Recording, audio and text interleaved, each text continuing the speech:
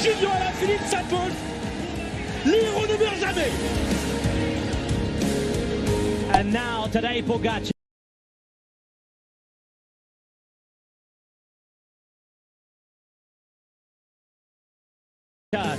Five-star Poggi. Der Sieg und damit vielleicht die Erlösung für Georg Steinhauser. Milan through the centre, on the left there it's Medleer who takes the win.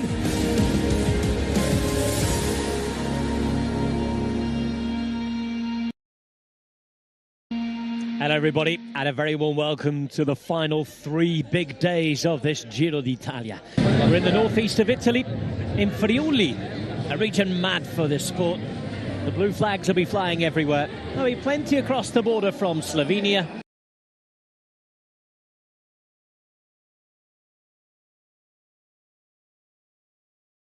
And a party atmosphere as we go up in the mountains to finish in Sapada venue. For plenty of history, story, and some will even say tradimento at the Giro d'Italia.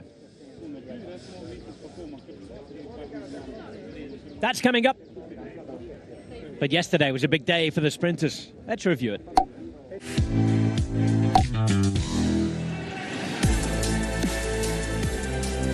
It was Medleer who took the 6th bunch sprint at this Giro. Finally faster than Milan.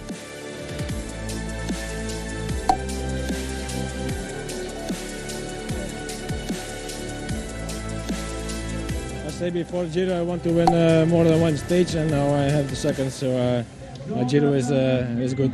You saw Milan coming back, or was just head down and push? No, I feel somebody was coming on the left, and I want to start on the left, but no space anymore. I go on the right side, I need to go around.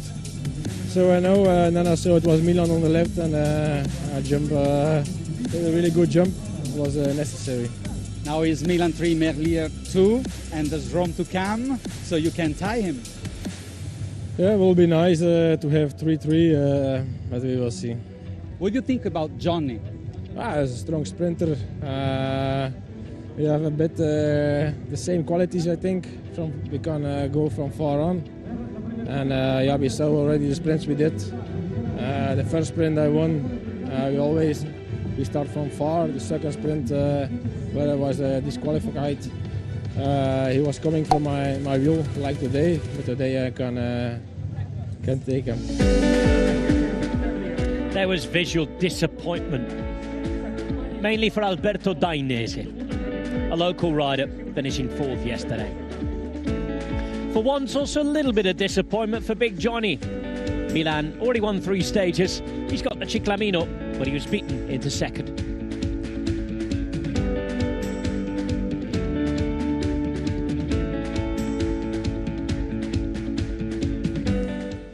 Jonathan, Milan, not winning today doesn't cancel the smile from your face. I mean, a bit, yes, I have to say. Finish second is never beautiful. No, of course, when even more when you finish when your teammates ride like they ride like this today, and when you're also feeling good, no, and also my family, sorry, it was here, and also, yeah, today actually it's just my fault because I lost their wheel. It was such a big chaos in the last kilometers to be in the front. We was expecting last kilometers of the race a bit less tricky. It was even more. It was really chaotic. I think the most chaotic sprint that we did until now. But yeah, it's like this, and I'm sorry now because, as I said, they did move really in a perfect way. Anyway, another demonstration of strength from the team, and Rome is another opportunity coming. Last year you didn't perform well, so for sure you want to take a revenge. Yeah, of course, you know, we have this last opportunity in Rome, and last year I was not feeling super good in Rome for the days before because I was a bit sick. So yeah, this year we will try again. We have this last opportunity and we'll try to manage it as in the best way as possible, for sure. Milan still has a very healthy 127-point lead in the Maglia Ciclamino classification. Caden Groves is that number behind. He's on second place. And Tadej Pogacar, well, 17th pink jersey. 2 mountain stages to get through for him. Maybe another one to win.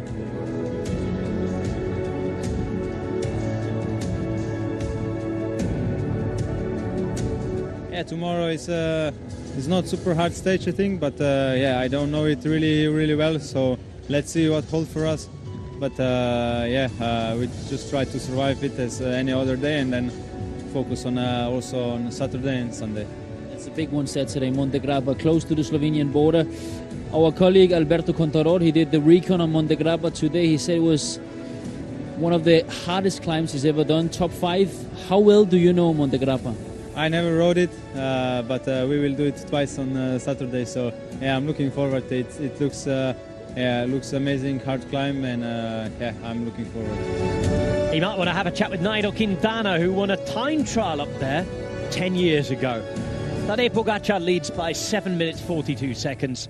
Geraint Thomas is still on the podium in third. Well, nice weather again. Let's say for a couple of nasty days in the rain, it's been a good weather Giro d'Italia, which we needed after last year. I think we're owed quite a few good weather Giri after these last few years.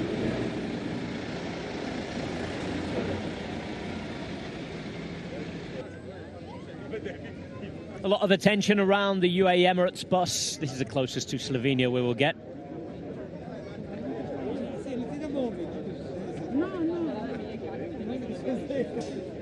Let's go on site. Before we look ahead of today's stage, let's talk about yesterday sprint stage to Padova. Local boy Alberto Danese, he was up there in the front, the final 200 meters. He was devastated. I don't know if the viewers back home have seen it, but he was in tears after the stage. Yeah, he was in tears. I think, you know, home roads as well, we have to remember for him, from a local area. So I think for him it was a big day yesterday, getting through the mountains, everything like that. And at this point in the race, it's not just your legs that are hurting, it's not just your body, but like emotionally as well, you know, missing your family, everything like that. So yeah, obviously he was devastated, obviously he was gutted, but you have to look at Tim Millier's here, Jonathan Milan's here, like the sprinting talent here is unbelievable. So for him to get close, he's got to take a bit of confidence ahead of that going into Rome for sure. And here is today, possible breakaway, but also mountains on the menu, maybe something for the GC teams. What do you guys think about this day coming up? And we have the Monte Grappa Saturday. Yeah, exactly like you say, we have the Monte Grappa tomorrow. It's such a hard climb, so I expect the GC riders to stay a little bit more quiet today, and I think it's a real good opportunity for a breakaway to make it to the finish. And it will be a strong breakaway. It will be for strong riders to get their chance today, not only to have who still have something in their legs, but also have the mindset to, you know, even with being so tired, Rome is close by, but, you know.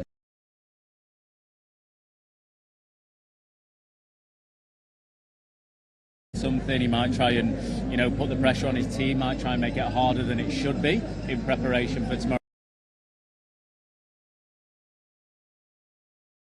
We have to remember tomorrow is such a tough day, and if it's a hard day again today, there might be more riders suffering tomorrow, so we might see some action from a few of the GC guys as well.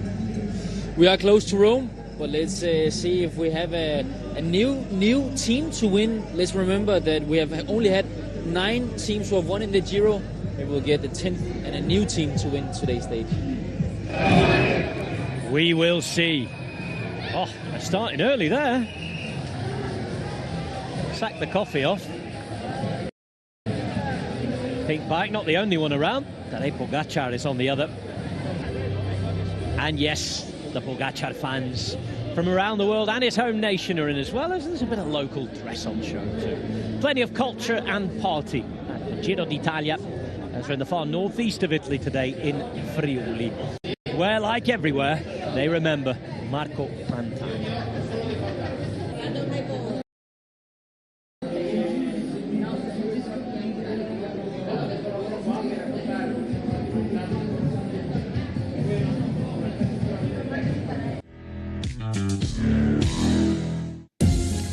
A 3-star stage, according to the organisers. That's where we are, far northeast of Italy and in Friuli. Starting in Mortigliano and heading up the valley. The Tagliamento Valley, to be precise. A flat start and an opportunity for those who want to be in the break to get there. Past the beautiful ham-producing town of San Daniele. An intermediate sprint close to Jonathan Milan's home in Peonis. Continuing to follow the river basin, and then we go into the hills. Not the hardest hills in the Giro, not the longest, but the Passo Duron is hard enough. Cercivento, Sella Valcada, and then up to Sapada with all of its history. Not ones the Italians want to remember. 1987 Roach Carrera and all of that. Might not see Roberto Visentini around the finish. Who will we see winning the stage, though? It's a big one and a last chance for the breakaway artists. 157 kilometres today. Not the hardest of mountain stages, but that often incites more people to attack. Everybody following Pogacar. He said he'd like to win tomorrow, but this is the stage that is closest to his home country. There's Filippo Ganna getting extra 40 winks before he starts. His team preparing the bikes. It's tiring at the end of this Giro d'Italia. And plenty of attention too around the now 3-time stage winners at this Giro. Soudal Quickstep. Looking for more today in the mountains, as will Alberto. He's with us. Today in stage 19 we have a flat start and then the mountains. What can we expect for today? Las montañas. ¿Qué podemos esperar de hoy? I think that we'll see a big battle at the start of the stage, because today the peloton knows that the breakaway can make it until the finish. So I expect some attacks and counter-attacks. I think that in the first part, which will be flat, there'll be a bigger fight, especially thinking about the 3 climbs that will come. These climbs can be selective for the riders that will take part in the breakaway, and they'll be eager to win the stage. I think that since tomorrow it'll be a much more complicated one, today will be much more fought out. And there's only 9 teams who've won a stage on this Giro. Can you describe what the pressure's like for the others? Well, it's clear that there's some pressure, because once you win a stage, you're good for the whole race. On another hand, we've seen Altaré, Jonathan Milan or Soudal Quickstep are setting some clear limits. And that limits you. So it doesn't give you a lot of chances for other stages and other teams. Today's definitely a good opportunity for them to get one. And if we've got a breakaway today, who's your favourite? I'd say the one rider that will win for the second time, Julien Alaphilippe. You've listened to me, no? Nah, you're the one copying me. Oh, well, let's see if we'll have a breakaway today or not. Well, all very good-natured down there between Alberto and Anas, and yes, plenty of people picking Alaphilippe. And that was a clue, I think, as to how some of the Predictor game is going to go later, certainly with regards to what Anas thinks might happen.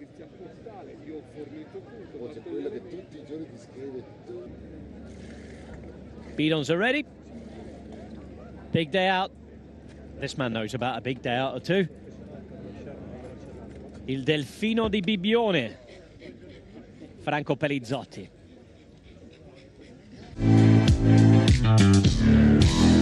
Franco Pelizzotti, you're local to this area. Have you been plotting a breakaway, a victorious breakaway for many months? Yes, I know really well these roads. I hope it's a good stage now for the breakaway. I hope when my boy jump in and try to win this stage, because it's important also for the team now. Which rider are we thinking? Because on paper it suits Damiano Caruso very well, but we've seen how important he's been for Antonio Tiberi so far. Yes, in the end it's a good stage for Edoardo Zambanini. It's perfect for him. Also for Damiano for sure, but we see also because Damiano 2 days ago he finished the stage in Passo Borcon not really well with some problems, but I think after yesterday he recovered a little bit and today is an important stage for him.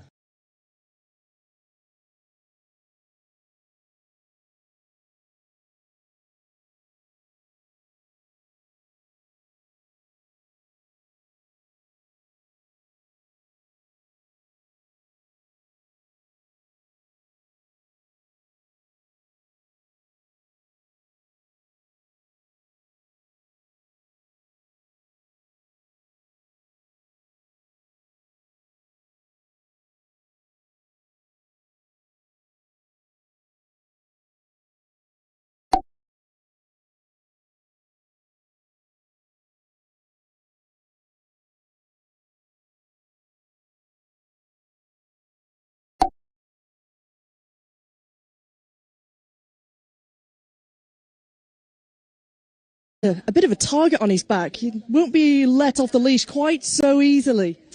No, for sure.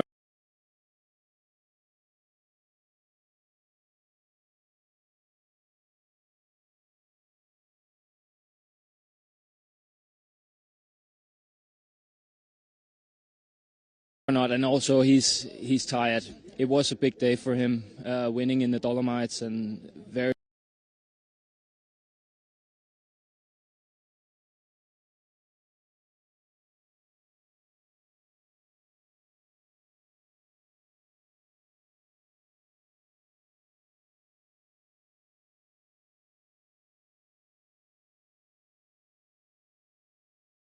Home stage for me, and we're going to try and see what we can do with the team.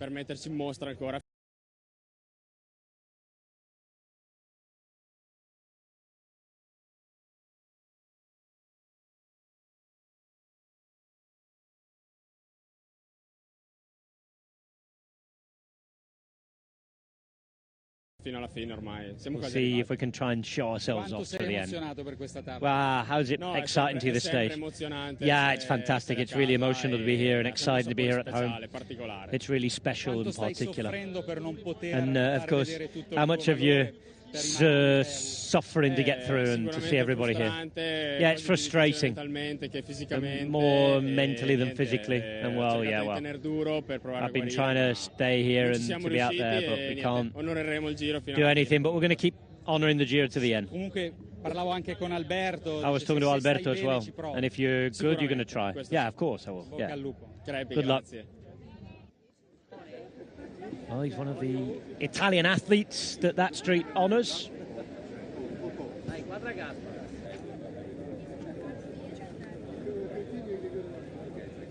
Expect the likes of Zambanini, Fabro, De Marchi, maybe Steinhauser, Horner, Valgren. We've been hearing the type of riders who might want to get up the road today. And this is another one. He won his Giro stage around here, did Jan Tratnik. Close to Slovenia, his homeland. Jan Tratnik, one of the last chances for a breakaway today. How do you feel and how much are you confident going into today's stage? Well, I hope it will be breakaway. On this Giro we see everything already, so but yeah, looks like the stage suit to the breakaway. And yeah, big motivation, big goals. But yeah, like I said, it's first you need to be in breakaway, which means also you need to be a bit lucky, especially on the parkour, which it's first 80k, it's not so hard. So yeah, you need to catch the right moment to be there. But yeah, we will try everything to be there and then fight for the best possible result. Just 4 guys left in the team. Of course, it's a little bit harder for you, but at the same time you have the freedom to try everything, no? Yeah, of course it's a little bit harder because you cannot play with 8 guys, or at least to have some specific goal on this Giro now. But yeah, we have more freedom, and yeah, what we can do is just to fight hard as possible. And when you cross the finish line, if you can say I give my maximum, then this is it, and you cannot blame yourself for something. And I think everybody, we are doing 100% what we could. I don't know if there's any tricks to take the breakaway. Of course, there's not. Otherwise, everyone would use it. But I don't know, any wheel you would like to follow, like, I don't know, Alaphilippe today, you say, if he moves, that could be a good idea. What do you think?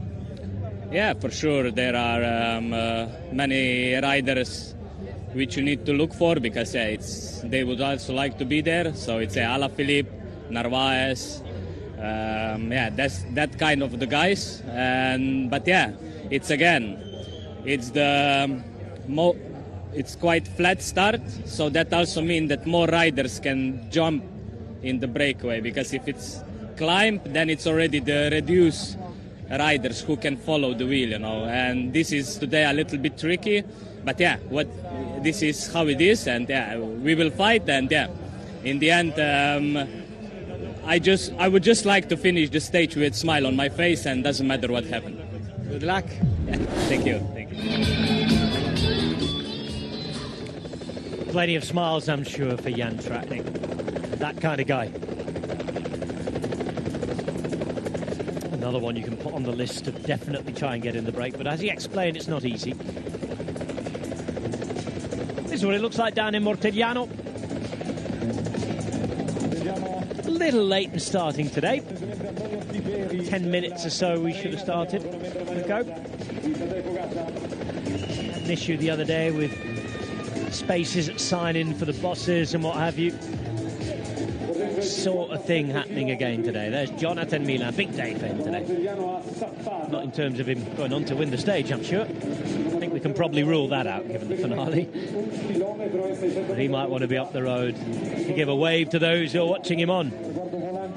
I think it's certainly a day I'll remember forever, though, riding a home Giro d'Italia stage in front of those he knows and loves.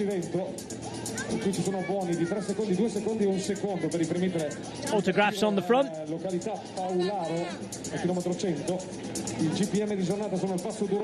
Mirko Maestri signing them. Yesterday's most combative rider. He gets to line up on the front row. There's Filippo Fiorelli, who won another Intergiro. He spent half the Giro lining up on the front row. Had a day in the Maglia Ciclamino as well, let's not forget. Talking of Maglia Ciclamino, 35 out of 39 days in his Giro career for Jonathan Milan in that points jersey. He's been introduced to the crowd now down below.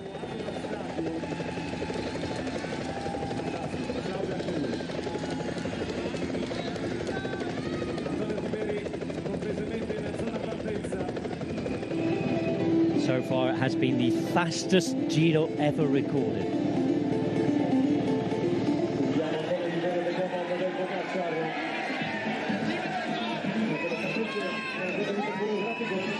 Slight change to the start time than what was in the book.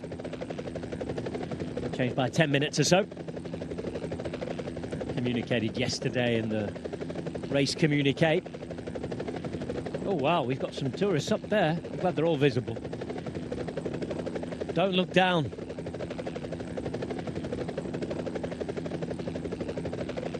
We'll be going even higher than that when we get to Sapada. There's the Maglia Rosa, Maglia Bianca. Handshakes with everybody. Antonio Tiberi, big day for him as well, big 2 days. Can he hold on to the white jersey? Italian cycling's been going through a little bit of an identity crisis in terms of teams, GC leaders, and the lack of them at the top level. Nothing wrong with the sprinters, though. Giulio Pellizzani's looking after the blue jersey for Tadej Pogacar.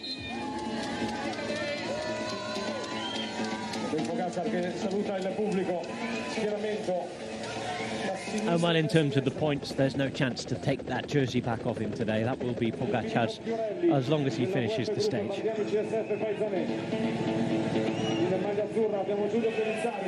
Great crowds here, absolutely brilliant crowds, and that's something that doesn't change at the Giro. Amazing, despite the real lack of national success, it's there. We've got Austrian fans in as well. Not too far from Austria here, or Slovenia. A few people in and around the peloton who have got home stages. Thinking of Bernie Eisel as well, living just over the border in Klagenfurt in Austria. Some of his big training rides were around this area. Further up in the Julian Alps, beautiful part of the world. We should talk about doing one ride between Slovenia, Austria and Italy. Of course, the coffee stop was in Italy.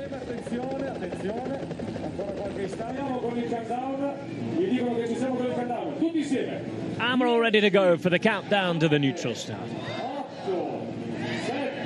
The mayor's ready with his flag.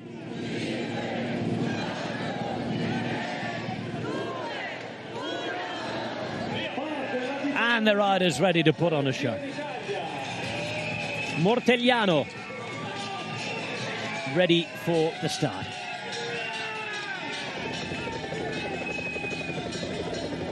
What a reception.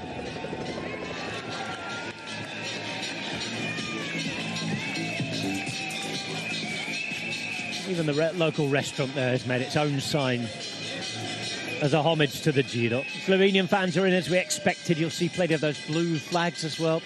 They represent the northeastern region of Friuli, Venezia Giulia.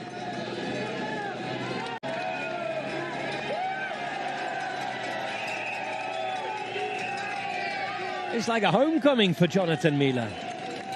Wonderful. Even after the disappointment of not winning yesterday, but doesn't matter. Does not matter. 3 stages and the Maglia Ciclamino in the bag, as long as he finishes this race. And another opportunity to take a stage win afterwards.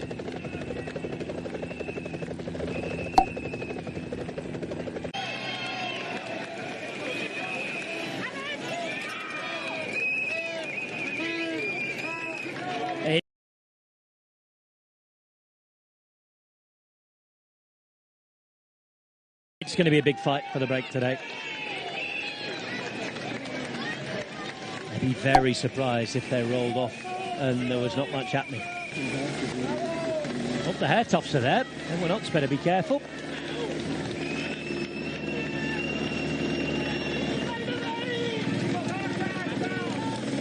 Pogacar in the pink, ready to go. Day number 17 in the Maglia Rosa. If he keeps it today, as many as somebody else who's synonymous with Sapada, Mr. Stephen Roach. As he won the thing, something that Pogacar will be expected to do on Sunday.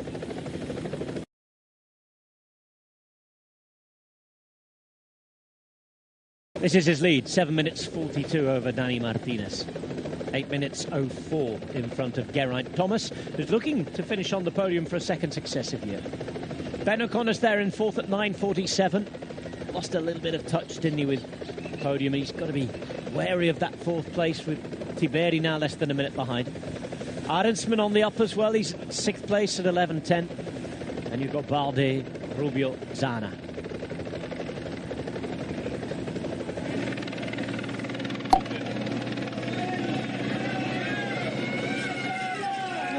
Daily Sweets. In Stefano Locchio's car, don't they?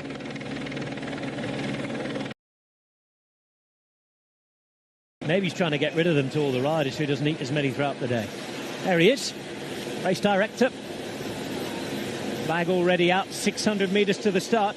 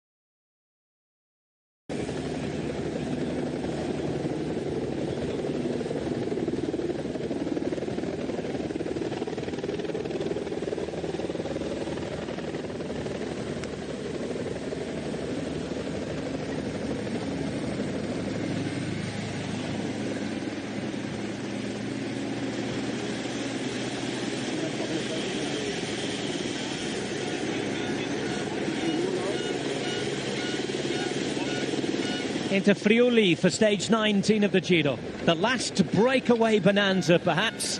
One man who won't be there to chase it, I'm afraid, is Nick Schultz. He's the only non-starter of the day. Approaching kilometre 0.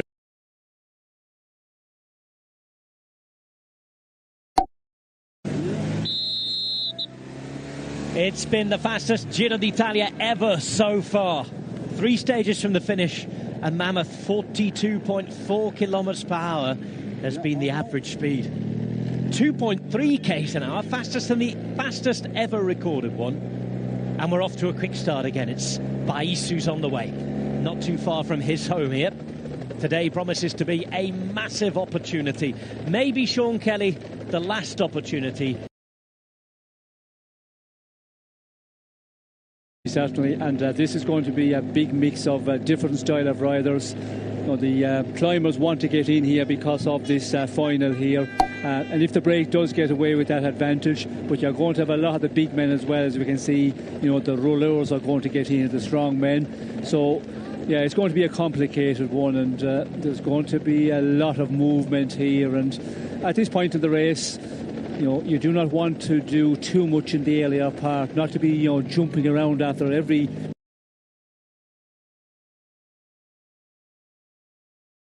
two or three riders go up the road. You have to be able to read it and work out who's going, what teams are there. So this is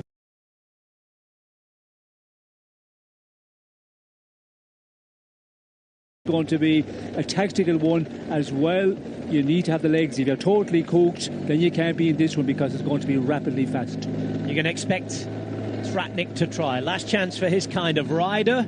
Also very close to home in Slovenia. He's with Van Dijk, who's been out there before. Affini was out there yesterday. Also the home riders. De Marchi, Milan. Don't forget Fabro as well. We know that EF Education Easy Post will try. We're hearing that Honoré, Steinhauser, Valgren will want to try again. Everybody throwing out everything at him. Edoardo Zambanini said to have a free pass today. Keep your eyes on those getting up the road, but it will not be easy. This is an opportunity to try and get their man in the break. Tratnik being escorted to the front. Mattia Bais in the red and white. His brother Davide not too far behind. Simon Clark is trying to get there. Probably the last chance for him, and he's been here working hard. Bereft of teammates. Only 3 left for Israel Premier Tech. Clark, Frigo and Offsitter. The latter tried on his own in the sprint yesterday. Clark is looking to complete that set of victories at all 3 Grand Tours. Ballerini's there. Sid Peder follows in the pink helmet.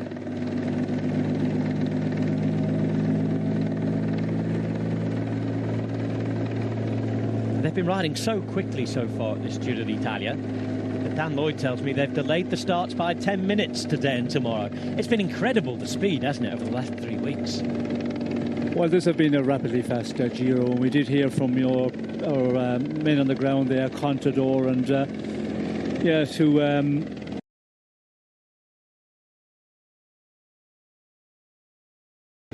answer that question is a difficult one, but I think just that, you know, the level of fitness with everybody in the peloton that starts a 3-week tour is much better. They're much better trained physically. You know, they have all those methods of training now. They're also, you know, all the go into it with the bikes and the kit, all of that as well, more aerodynamic, and the demand for success, I think.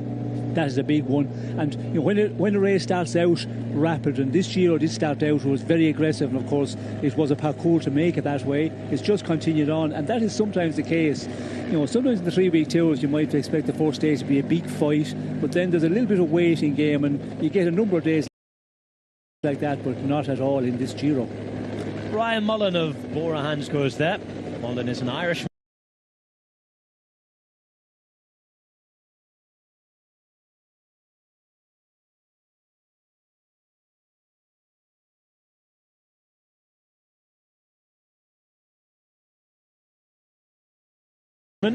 National champion in the time trial. His sports director comes from just over the border from here in Austria, lives in Klagenfurt.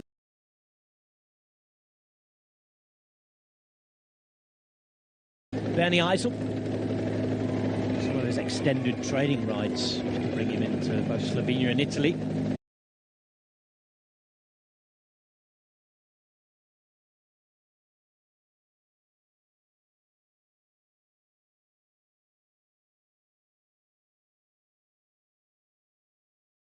Not easy to get away, is it?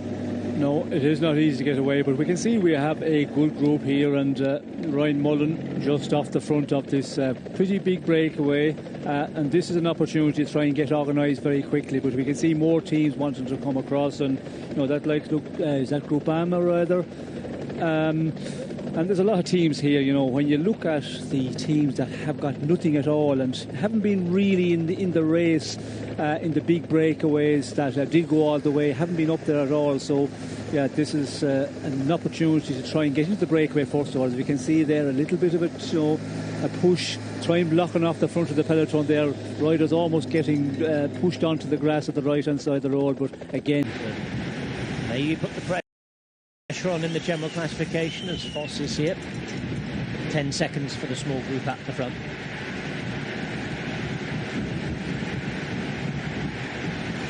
Means it would have been Sheffield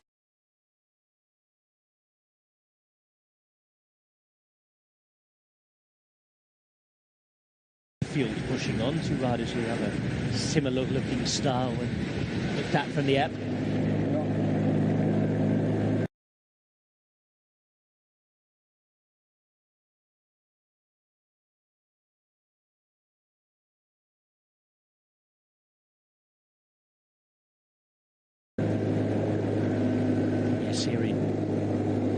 Sheffield on his Grand Tour debut.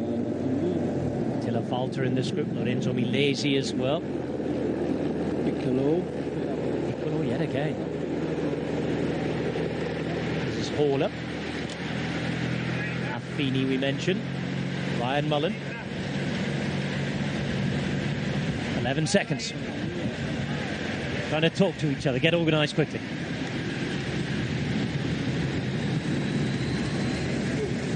Into Basigliano, province of Udine. And Sudal Quickstep start to get involved. Sanchez trying to follow again, maybe. Mulgrahan, Astana, Kazakhstan still got nothing out of this. They've been active. Rumours in the press this morning linking them to João Almeida. Maybe to a new sponsor as well, as we see Robin Froidevaux trying to get up the road. The former Swiss champion, lead out man. Marco Hepburn now. Alessandro De Marchi's not far away. Home rider today. Comes from Buia. Of course, we've got the Toro di Buia. That's Jonathan Milan. This is the Rosso di Buia. The red from Buia. Linking that to his colour of hair, but also the wine from that region. And he is like a fine wine, De Marchi. Continues to improve, continues to try. On a stage in the Alps, chasing a Giro stage for a long time. This group is a good group for the flat. Would it be a good enough group to go and take something in the end, Sean? Well, you have to just try for the moment and keep on working. When you get that, 10-second advantage, you have to try and just contribute as much as possible, as much as the others are giving, and hopefully that will be the move. And then, yeah, when you get to the magic figure of 2 or 3 minutes, then you start thinking, who's here, what can I do in this, and what's happening behind. But first and foremost, try and make the breakaway if that is the tactic. We can see there's marking going on here. We can see Traknik, he's marking out the moves coming out the front of the peloton. And when you have riders up in front for a team that think, yeah, that's good for us, then they're going to mark you, and that makes it difficult. 12 seconds at the moment, but yeah, we can see it's the team of Sudal Quickstep are pretty interested in trying to get across to this one. They'll be feeling fantastic, won't they? Cock a hoop, I think. Another stage win yesterday, opportunity to attack today, and sort of that freedom of having won already, and well, we'll try, but it doesn't matter if we don't win yes, again. And Alaphilippe, I think, later on, if it comes down to a point where there's a lot of energy invested in trying to get into the breakaway, and then Alaphilippe comes to the front, as he did on the day he won that stage. We didn't see him in the earlier part. That's what the team is doing here, but it's going to be a difficult one with this powerful group we have in front. 16 seconds then, but not done deal yet.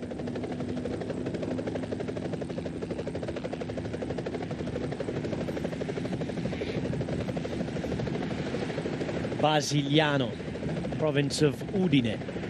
Julian Alps in the background, heading up the Tagliamento Valley today.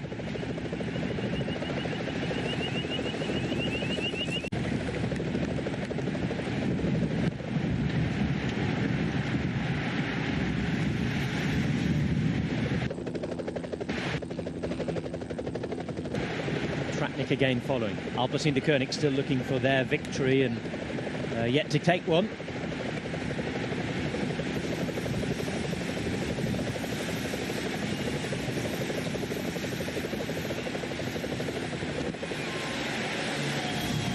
So many teams looking to take their first success. Sheffield with Velasco. We've seen Milan, Vendrame, Piccolo, Waller, Milesi. Lonardi looks to be the man for Polticometer at the moment. With Affini and Falter. Half of the team for Visbelisa bike up the road. And they're one of the teams who've already won a stage. Again, Tratnik would love to be in the break today, being from Slovenia.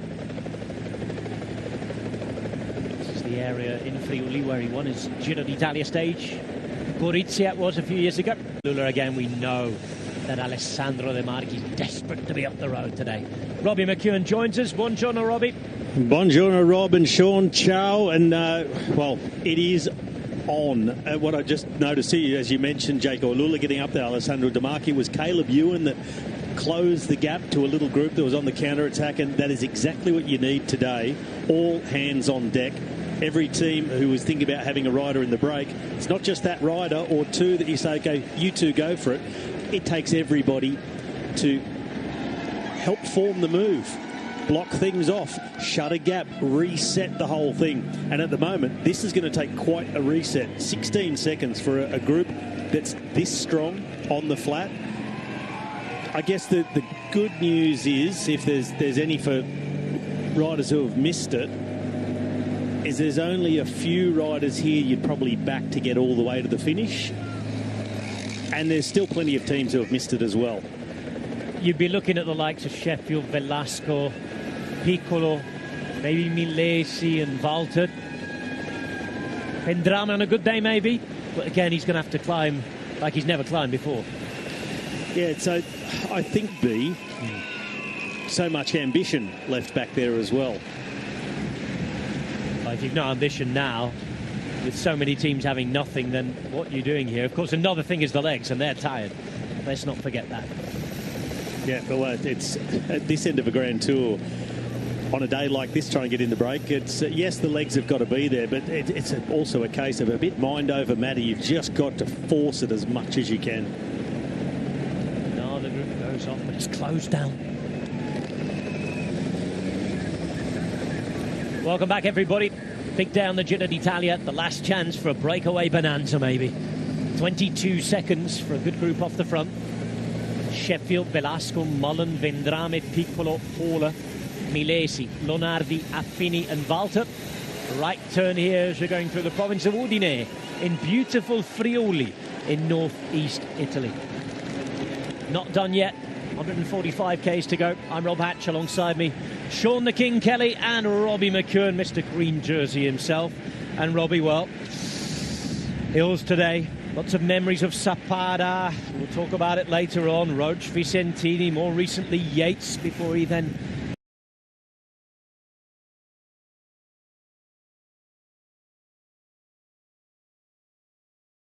After watching the last kilometre or so of how this race is panning out so far, it seems obvious that, well, here's the start of the disagreement. It's going to take more than one-out efforts from the peloton to shut this down. This is where a team needs to commit 100%. I think that's what Vendrame might be saying too. We need to commit 100%. Also, it might be one of those ones where I just want you all to do more than I'm going to do. I'm going to give you a rev. I guess that issue, Sean, comes in because you've got certainly... It's not easy to see because Walter's the Hungarian champion, but you've got one team with two riders in there. Yes, but everybody, needs to contribute, and when there's somebody, not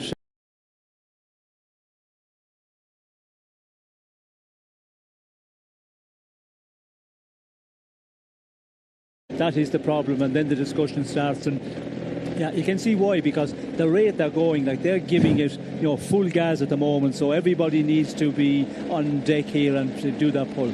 So you can see Waldscheid there. Milan was following, and of course I think he'd love to be up the road today. There's an intermediate sprint just a few kilometres from his hometown. Same hometown, of course, as De Marchi.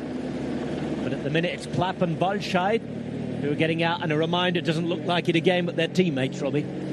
Yeah, they are teammates. Luke Plapp, the Australian road and time trial champion, wearing the green and gold. And you can see it was Jonathan Milan that let them go. He was riding in the wheel there, so was Fernando Gaviria.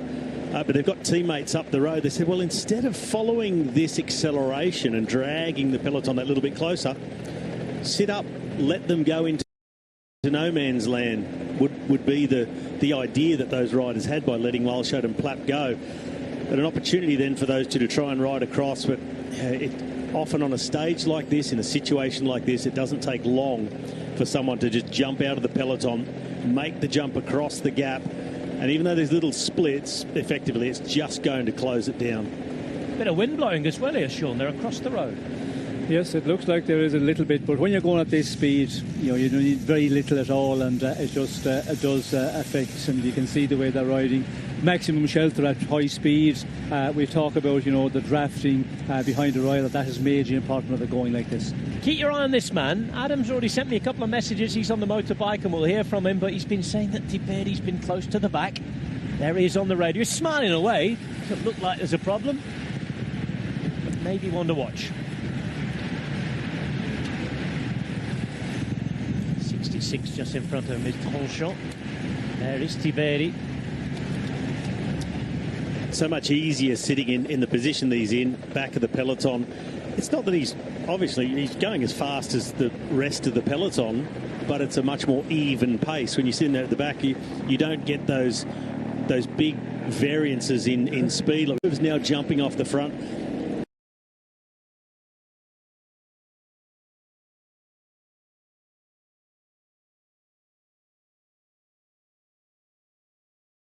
So you see all these big accelerations, massive power outputs at the front, changing of pace constantly. Where at the back, they just keep cruising along steady state, and by the end of the day, that's less expenditure of energy. Kearns follows this one and says he can't work because he's got his mate up the road. Dainese thought about it. Groves on the radio to the rest of the team. Get yourselves up here. 28 seconds. 51 k's an hour, and well, 42.4 is the magic number so far, Robbie. The fastest Giro d'Italia ever at the minute. Again, you'd expect that maybe to come down a little. We've got 2 more mountain stages to go, but it is on course to be the fastest Giro ever. Yeah, but there are a few reasons. We discussed this in the breakaway just earlier. The fact we've got tomorrow's big mountain stage to come.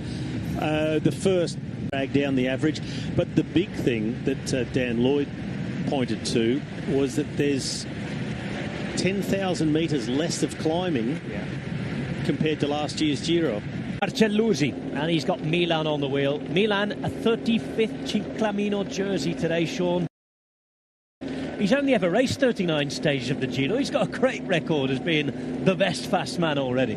Well, he is the fast man, and this race, he's proved again. He's up to step this year right from the beginning of the year, but you can see the race here, the way it's going on. Albaicin, they have a complete team here. Like, you cannot afford to miss a group that went away and then trying to close it down when it's almost 30 seconds. As there are a number of other teams, you have to get numbers up there in the front, and the guys have to be motivated, but that's easier said than done if a lot of the guys are pretty quick.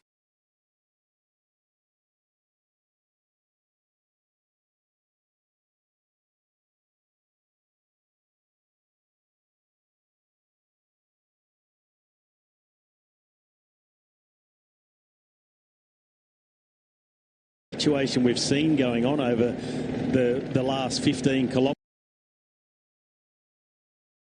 But we saw Caden Groves jump out the front of the bunch, make an acceleration, then on the radio, and I said he was back to the teammates, get yourselves up here.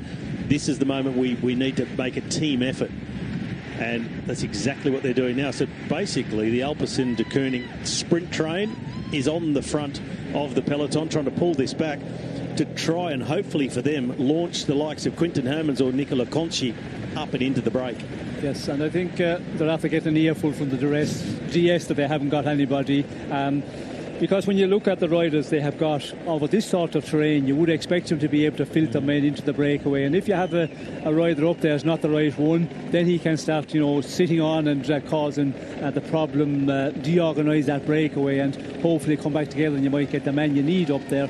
But, for those teams that are complete, you would expect them to be able to have, what have we got here, 10 riders in the leading part of the race. So there's so many riders up in the group, you'd wonder why they're missing out like this. 10 riders from 9 different teams as well. Well, leaves 13 teams that have missed out.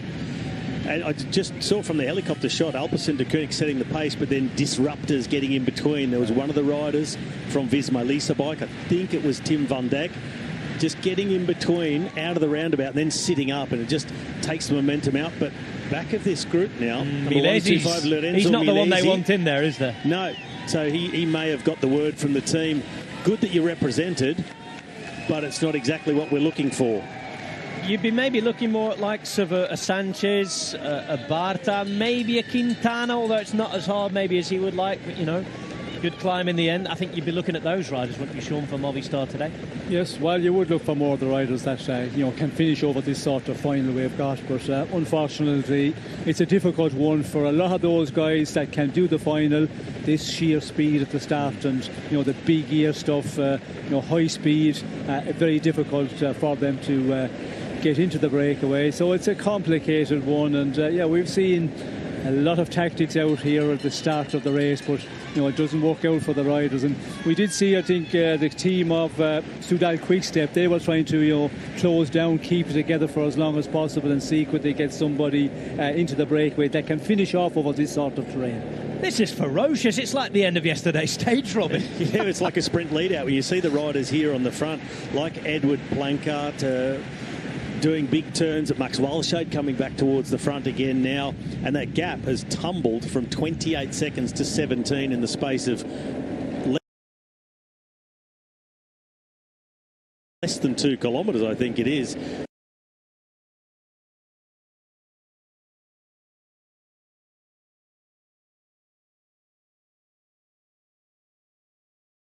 So there'll be a little bit of panic, also animosity amongst that front group, particularly towards Lorenzo Milesi.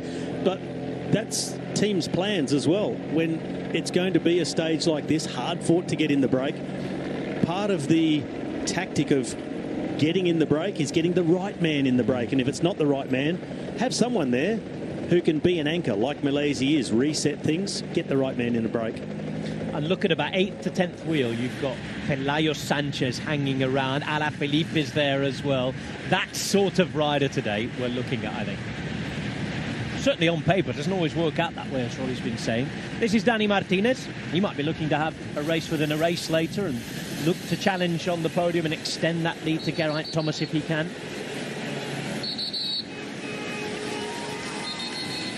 Not quite Paris-Roubaix here. There must be a cobble section coming up.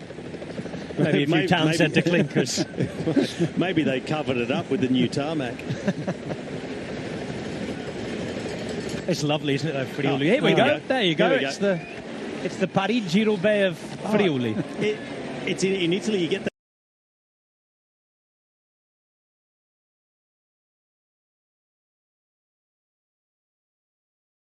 Like that. And it's the region of Jonathan Milan, Alessandro De Marchi, Matteo Fabro and more. Rocco Pelizzotti in the Bahrain car. He's a local as well from Bibione.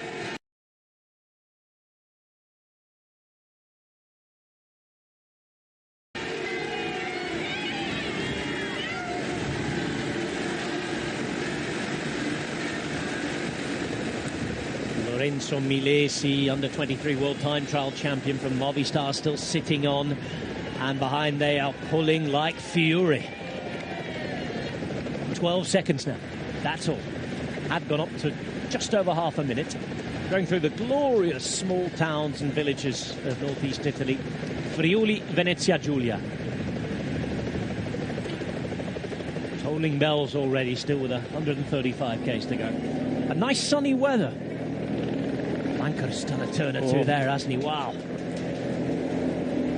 And he's done. Now down to the rest. Miguel Biel keeping Tadej Pogacar in the right place, and he has to stay attent even though he's got a massive lead in the general classification. Groves working hard to give some of that work back that has been done for him. Time for him to work for the rest. Georg Steinhauser's monitoring this in about 8th to 9th wheel. Alaphilippe, you mentioned. Opportunity for Piffy not too far away as well. Beside the pedal of the other rider to get as much shelter as possible. If you can do that, if you're on the front end of the race, but we can see there the speed is just crazy stuff here at the start. And I think, you know, the breakaway, when they got that 30 seconds, they were thinking, oh yes, this is it. This is going to be the break of the day, and we'll see what we get. But yeah, other teams getting orders here, having to chase. And I think a lot of riders as well, when that break got to that 30 seconds, they were thinking the break go away. We're satisfied with this. We want to switch things off. And they sort of ostentatiously go to the front, swing across the road, and go to the edge like they're going to stop for a nature break and see if they've got the presence in the peloton for others to look and go, oh, well, we better not attack now that he's going for a nature break. Patron type. Yeah, it doesn't often work, though. It's Juan P. Lopez. He's supposedly El Patron, isn't he? Really? That's the nickname. I think it's one of those ironic ones. Yes. Just a name.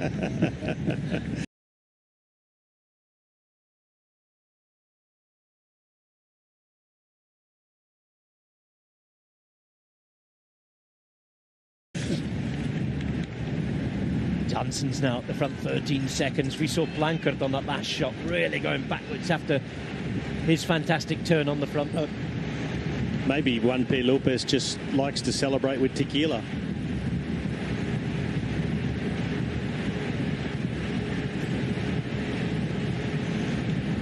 I know which podcast you listen to. Well, I'm just saying, if you know, you know. I actually hadn't thought about that angle, Rob. This is Velasco, Italian champion. He's tried a few times, hasn't he? You can just see up ahead, a few clouds around, a little bit Black Orbill's mums. And Adam tells me that after 70 kilometres, the rain will start. He said that things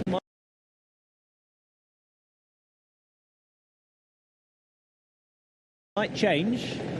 But as well as being on the bateau, I don't know how he watches the weather forecast on the back of the bike. He's doing a great job.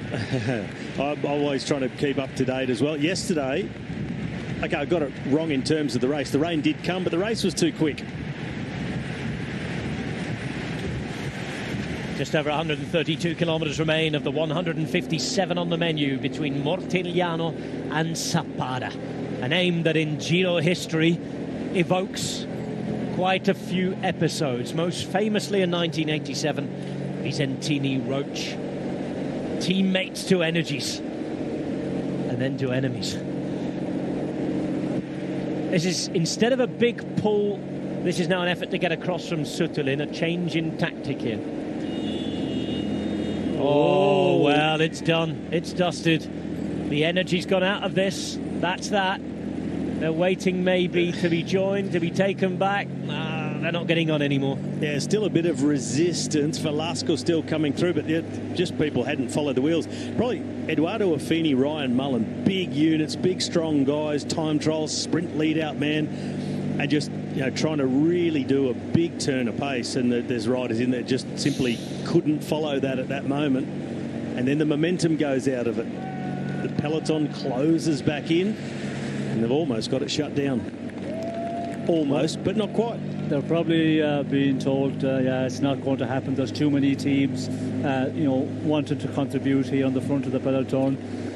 Try and spare your energy and wait and come back together and start all over again. And you could see that And the peloton just about to catch them here, and yeah, it's going to be an interesting one now. Who is going to be able to, filter into this break is going to be a real difficult one again to get into the right move.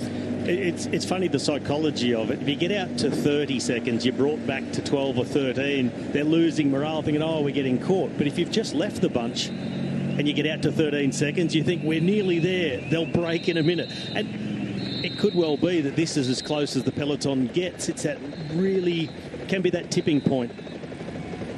And we did see Sutherland there just, putting in a big push and, breaking it up a bit, with another rider going a bit ahead. You have to be really organised with a number of riders on the front of the peloton and just, do your bit on the front, and then the other one takes over and just, roll around. Because if you do make a big effort and you upset that rhythm, well, then that can cause a problem. We can see it's just dangling out there, but I think, again, they're going to get organised here on the front, and unless they really get, together in the front in the breakaway, will it happen? 14 seconds, it's holding, it's hanging. They're starting to run out of numbers at the front of the peloton of those willing to chase. Huge effort by Alpecin de Koenig, some riders from Jaco Alula. Now, Soudal Quickstep have got up there and gotten involved, but they are really now getting low on numbers, and it's ticking up the wrong way for them. So the break can still have a level of optimism. Could you attribute that to maybe where we are in the race, Robbie? Tired legs? Absolutely. 100%. I mean, you get to stage 18, everybody's exhausted. Some more exhausted than others. That's just the commentators. There's probably one. There's a guy in pink who's nowhere near as exhausted as all the rest. Who's he? 14 seconds.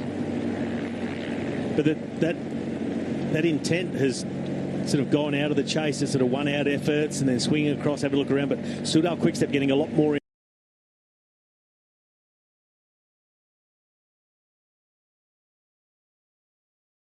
Groves there in second wheel. There's Czerny. He might be trying to lose a good 10 minutes in the next couple of days. You know why? He's the second last rider in the race. A chance to be Maglianera at the Giro. That honour, in inverted commas, goes to Alaphilippe, who's 5 hours, 3 minutes and 39 seconds down on Tadej Pogacar. And then as soon as a break's been ready to go, he's got across. Yes, while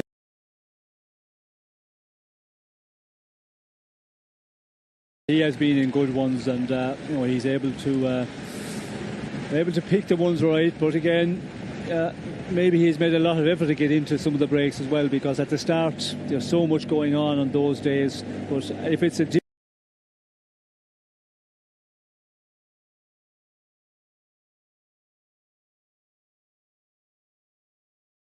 Adam Blythe.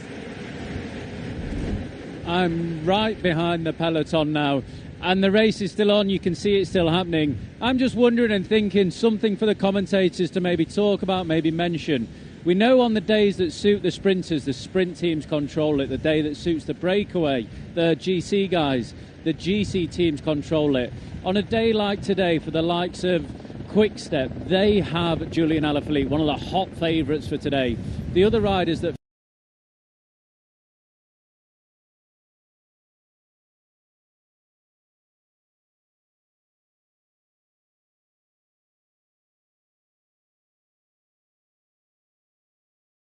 favour a breakaway. Do you think it's worth those teams taking control, riding on the front until we get into the climbs? Because at the minute, what they don't want is for another breakaway to go, for Julian Alaphilippe to miss it, and then have to ride again. So for the likes of Alpecin Quickstep here, when they catch these guys in front, do you think it's worth that they should keep riding on the front, keep things together until they get into the harder terrain? Then for the likes of Alaphilippe, it's easier for those guys to jump in the breakaway, to get in the breakaway. We don't really see it often that a breakaway is controlled by a team for a rider to get in, but maybe with the flat roads today and the wind and the speed, it's possibly a good option. I'll leave that with you guys. Back to the commentators. Ciao. Thank you, Adam. Grazie. Who wants to go first? Well, it is a good point, and it's a feasible tactic to have. And we pretty much saw a similar thing on the stage that Julian Alaphilippe won in this race, but it was a much shorter stretch on flat roads till we got to the first climb, and he could make his mark. He could initiate the breakaway. The problem with that today is it's 100 kilometres until the first real climb of the day. That is a very, very long way to try and control the bunch. It's tactically, yes, but it's just such a long way to control it. And I just don't think on stage 18 that anyone is actually able to do that. Stage 19, we're even later into the race. Yeah, that's how tired I am. Well, we're with you. Sean. This is a complicated stage for the riders that can perform in the end of this stage. So, with the high speed, the power you need here for the other guys, it's a really difficult one. As we can see, it's all about to come back together again. But yeah, teams can do a job where they can put men into the front and then not work all of that. So there's so many tactics goes on. Alaphilippe attacks as it was Groves with that last little sprint that brought things back. Clark is trying to attack with him. Bajoli's there. Narvaez isn't far behind. Pelayo Sanchez, and it's suddenly a completely different type of rider that wants to get up the road. Well, I wasn't sure they'd have it caught by now, and I've just been going through the profile. This is a 850-metre hill, so we're not in the climbs. But of course, as you can see now, it's the type of terrain where guys like Alaphilippe, Narvaez, Pelayo Sanchez, Conchi can all make their mark. The trick will be getting over the top of this, having a split, getting organised quickly, pushing on to rip yourself away from the peloton. But a very, very strong and well-timed move from Julian Alaphilippe. Lidl Trek have numbers behind. They will want to chase this. They were trying with Bajoli. We know that Ante Lopez might be involved later on, although you'd think the finale suits Bajoli much better today. I wonder how Gebrek Zabier's feeling, although he left a lot on the road, didn't he, 2 days ago. This is Narvaez. Conchi's now on his wheel, then Alaphilippe. You can see too that Pelayo Sanchez is there.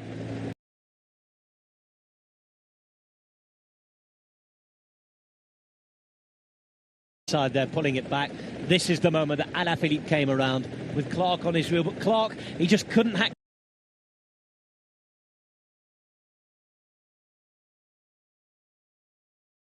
the pace.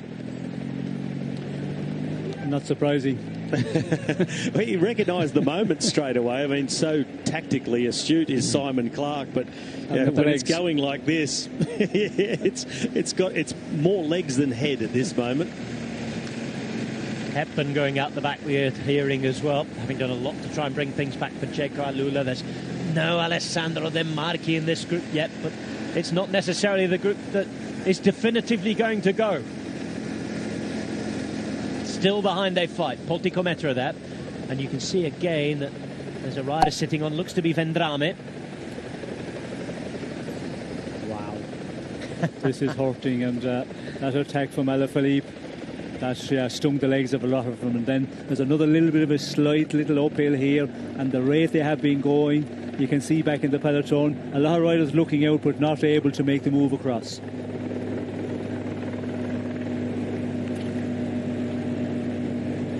Alaphilippe there looking for stage win number 2 for him. Soudal Quickstep have hit their straps and hit their form. What's happening behind? Well, Luke Plapp's going to have a go. Ballerini was at the front once more. And Marchi couldn't quite do it. Polticometra have numbers here and they're trying to follow the moves. Velasco will try again. Still Vendrame sitting on here.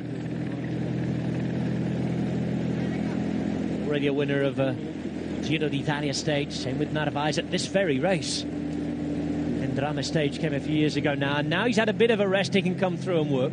He just needed to get that gulp of air in, Sean, after that stinging attack. And look at this big split here. Yes, and it's not surprising because that attack from Alaphilippe was a real, a leg breaker for a lot of the guys. And to recover out of that, you need a number of kilometres. But we can see a very big grouping off the front here. Now, who's here? Has anybody missed? 3 splits we're hearing of. Big numbers for Lidl Trek in this group. Movistar have another rider involved. Plapp looks like he's on his way across very nicely in your green and gold. No canary yellow, obviously, Robbie. Strong move by Plappy, the Aussie road champ. And we saw him earlier try and go across on the flat with Max Walscheid. Just the powers of recovery between efforts are quite awesome, but he's still got to close that last 40 metres or so to get on the group, and they are full steam ahead. They're not looking back and go, oh, let's just wait for Plapp and we'll have one more strongman on board, because any slight hesitation and riders out of that second chase group will close up very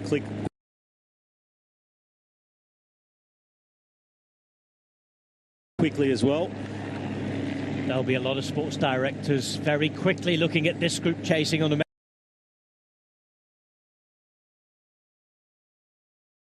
make sure there's nobody dangerous if it's involving GC teams. I can see a couple of DSM jerseys there. There's a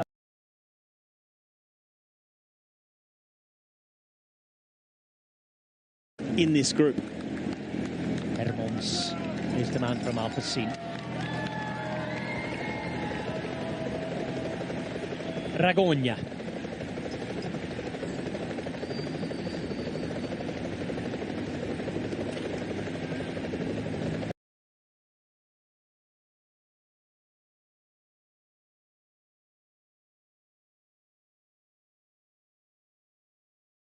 So he stayed in the past.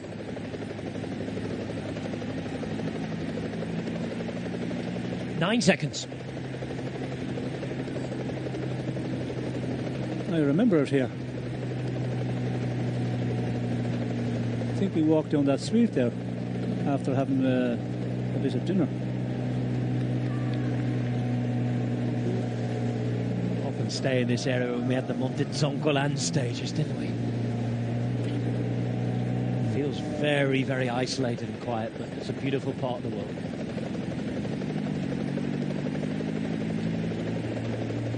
Conchi chasing. Also there as well. Piccolo's having another go. 9 seconds for Narvaez, Hermans, Vendrame, Sanchez, Alaphilippe, and now Plapp, who made it across. And the split in the peloton at the minute was in three groups, seems to be one large group plus a few dropped off the back now. Road's a bit more technical too. We're getting a few more ups and downs. We're not in the hill zone by any means, but more undulating roads. You saw it, just the road slinging its way down the hillside. In about another 8 kilometres from now, we get a 2.5 kilometre climb at an average gradient of 4%. So if these riders aren't yet completely out of reach, it's another springboard moment coming up. A couple of little rollers on the way to that point. But just 9 seconds, it's panic stations behind if you've missed this one. And another big split here. Suddenly they have to close it up. Multi really, really, really invested. 3 riders there. Lidl Trek jerseys, plenty of them too. That's Valter at the front. He's already been in one move. Ineos Grenadiers trying to send a rider across to really close this down. There's a Groupama jersey. No longer a part of that team, of course. Now the main sprint man at Arcadia B&B Hotels. But yep, it has results-wise been poor. Pithy's been encouraging. Oh, and he's nearly taken out Sanchez. Ooh. No wonder Sanchez wasn't happy there. Not the first time they've been up against each other at this Giro. Also, that was unintentional, though, surely. Yes, that was unintentional, but yeah, escaped well there, and that high speed there, it's a very frightening moment for us, but also I think for the riders there were a bit of panic set in. But yeah, we can see there, you know, this 12 seconds advantage, the way they're riding out front, and the peloton is still going here, and you know, riders just foiling the set out of the front of the peloton and stretching out, gaps appearing all over the place. And you know, when we come to the little bit of a kickers again,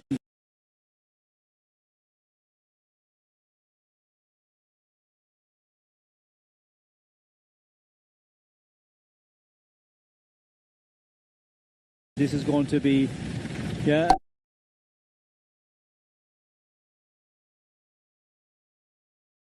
an opportunity for somebody who was there just in that 20th position, 30th position to just sprint across this gap, but will it be that when we get onto these more difficult sections, the uphill parts? Winding down towards the Tagliamento River. And across the other side of this river is where both Demarchi and Milan hail from, in Puglia. Beautiful. Don't think they'll be getting to stop here, unfortunately. No, I don't think it's that kind of day, is it? No. We were talking about that before we came on air. Would they be a breakaway away and they might be able to roll out the front of the peloton, but it ain't going to happen here. No, they'll have to come home after the Giro and maybe have the delayed party there. Up into those hills and mountains we head into the Julian Alps. Then to Tolmezzo.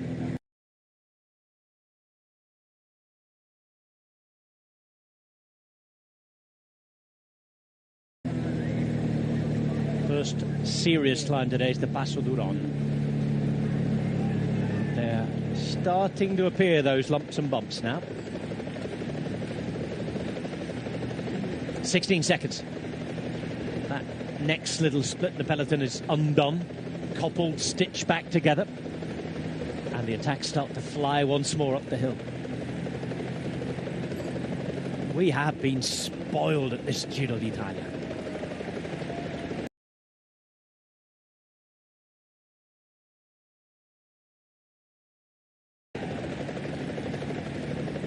The average speed tells the story. They're sent now on the attack. Movistar want to follow to get another rider in.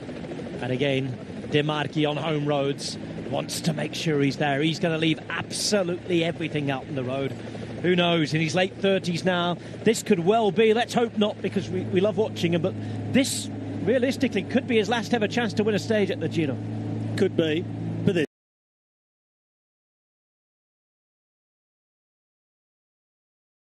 see too that Decathlon following and marking and would quite like to get another rider up the road. Ineos too, and so much interest still, Robbie. Well, so much interest because so many teams are not represented in the break. It's such a high-powered break too creates that concern that if you don't react immediately, then it is too late. It'll be gone because just it is a high-quality break, as high as we've seen. As I said before, 3 stage winners. There they all in a row. Alaphilippe, Peleo Sanchez, Jonathan Narvaez. Think back to stage 6 into Rapolano Terme, won by Peleo Sanchez.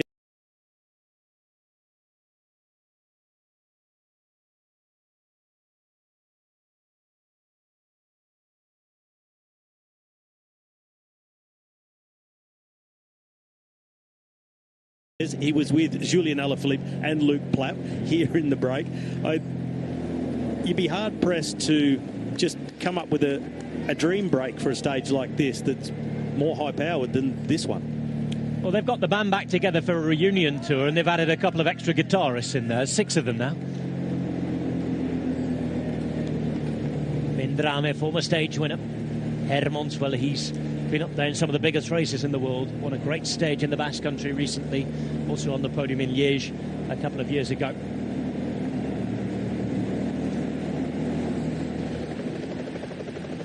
Now and then, hello.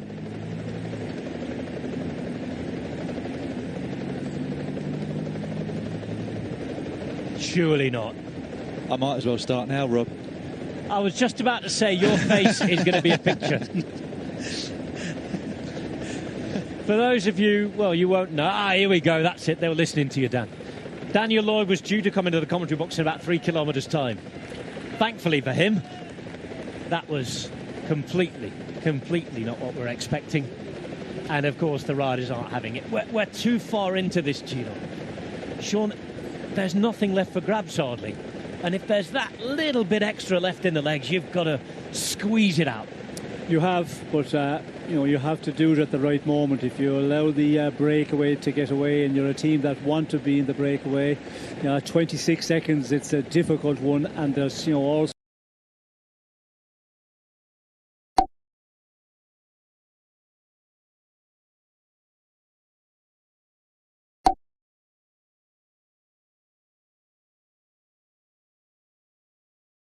teams there who are marking because they have men out in front, and it gets more complicated.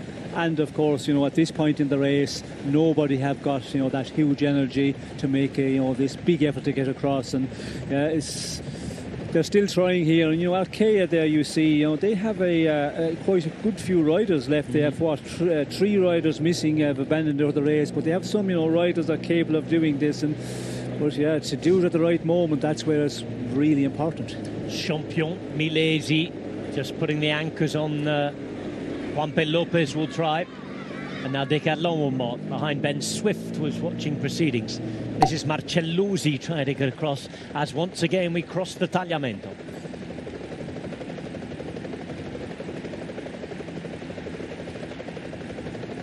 .41 seconds is a mighty gap though.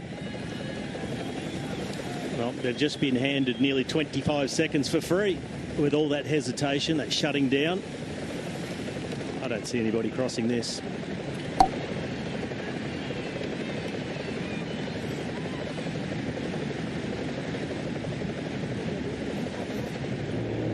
Once more the moves are fired off. Arkea Bembe, who have never won a Giro stage in their short history. Here's Jonathan Milan, who wants to try and get things started if he can, to make sure he gets a teammate up the road. Movistar are marking things. Swift isn't far away. Mattia Bais wants to get up the road. DSM, they've missed this so far.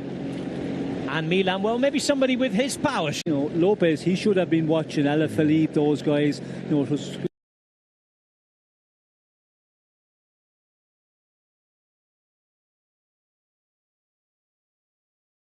that could happen, so you have to put yourself in the position. But the teams, Alpecin, Koenig, Soudal, Quickstep, they've done a really good job, because they did, you know, a huge amount of work to rectify, to catch the big break in the earlier part of the day.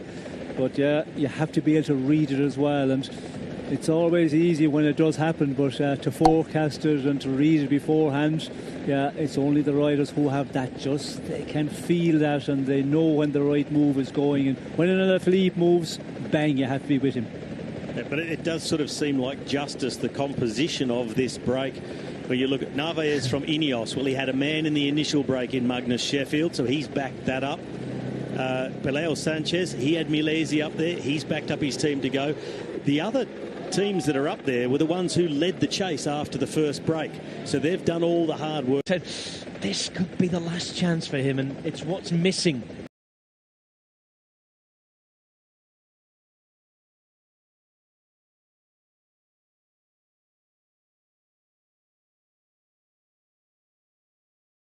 From his palmarès in his career. They're still trying, it's still not done, and with that happening, of course, it's only right and fair of me to hand over for the next little while to Daniel Lloyd. Thanks, Rob. And yes, I'm very thankful that the attacks continue to go off the front of this main peloton. Those of you wondering what on earth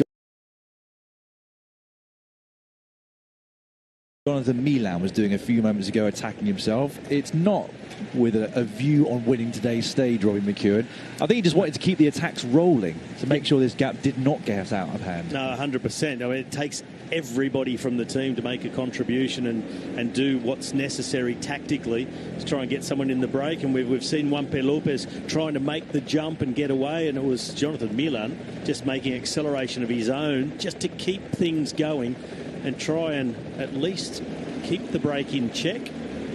But then other riders from his team can get in a counter-attacking group like Juanpe Lopez is trying to do right now. Plenty of coverage behind him and teammates of riders up in the break. Now Mauri Van Seven up there from Soudal Quickstep protecting the position of Alaphilippe. Alpecin de Koenig, they've got Conchi up the road. Quentin Hardeman's up the road. So despite there being quite a few riders, we saw Costu trying to make an acceleration a few moments ago. It is a rather large group that is trying to make their way across.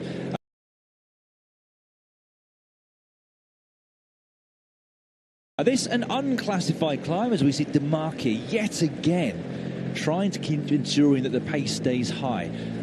Patrick Caruso of Bahrain Victoria is on his wheel. Frigo there as well, Chavez, Conchi. It's a counter-attack full of big names. The question is, are they going to be able to close the 19-second gap to this front group of 6? So my thanks, as ever, go to Rob Hatch and Sean Kelly. an early breakaway for them, or an early break, should I say.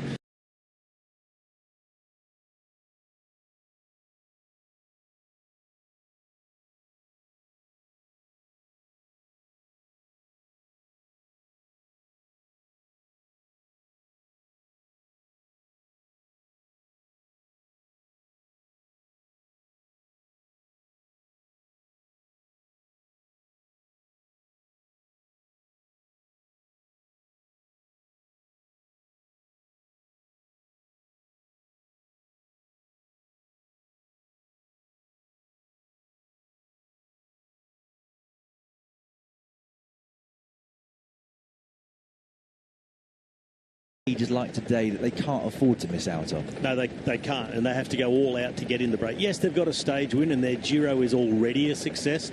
For a team built like their one, to get a stage win out of only 21 opportunities, that's fantastic, and GIRO mission accomplished. But you've got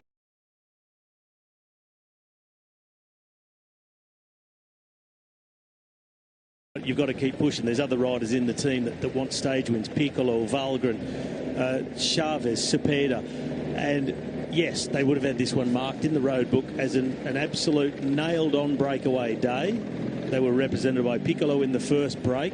Since then, and Narvaez has gone down, has he? Or maybe not quite. Well, we're going to replay of that. It says crash on the graphic, but we'll wait and see exactly what happened there. So we led them into it. That is crash. Yeah, down. Gee, he was up quick. He was up very quick. Look at that. Oh. Chain off. Chain off, bottle off, but that seems to be the only damage. As Robbie pointed out, very quick back onto the bike, Narvaez. He almost bounced. Yes. It means it's come down to 14 seconds. And an incredible ride so far today by Juanpe Lopez. I say that because he did an awful lot of work on the front on yesterday's sprint stage for Lidl Trek. I had a difficult middle week, I would say, the Spanish rider from Lidl Trek, but he coming? Another one. Same spot. Soudal quick step. I'm pretty sure that was Mauri van Sevenen, because he was certainly second wheel, because I was looking at Juanpe Lopez and thinking how good his ride was, but also slightly worried that the rider on his wheel was a man that was not going to work with Alaphilippe up the road. I'm pretty sure that was Mauri van Sevenen. Yeah, I agree. So down to 12 seconds. And it's an instant like that, Robbie, that can spell the end for a breakaway like today's. It can. You miss not only a motor like Jonathan Narvaez if he can't get back quickly, it takes the momentum out of the group, and should he not get back, it takes Ineos Grenadiers out of the group.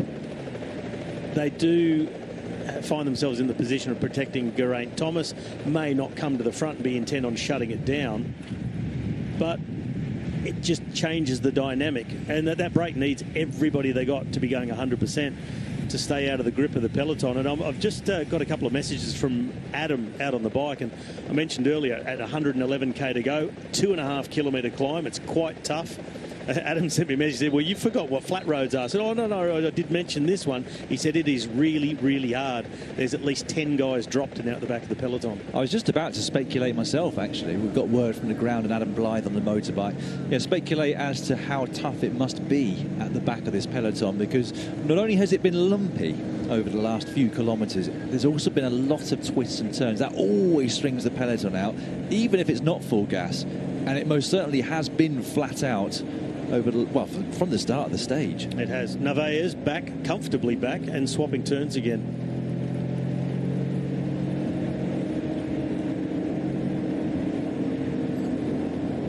This is not over. Gap came down to 12 seconds. It might have ticked up by a couple, but whilst those attacks continue to fly behind, there is still the big chance that this group will be brought back into the fold. Fantastic racing roads though today.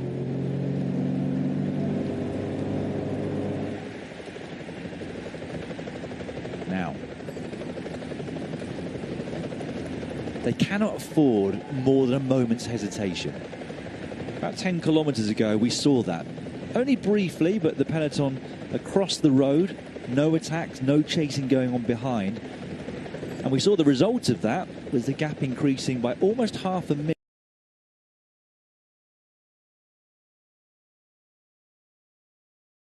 it very, very quickly. As soon as that happens again, those 6 riders could well find themselves as the break of the day. Well, it's looking like it now. We've got out of that little lumpy zone with that 2.5 kilometre climb down the descent, and we've seen the crash in the front, crash at the front of the peloton, but now they're easing away. They're just chipping away second by second, opening the gap to the peloton. Let's hear from Adam Blythe now.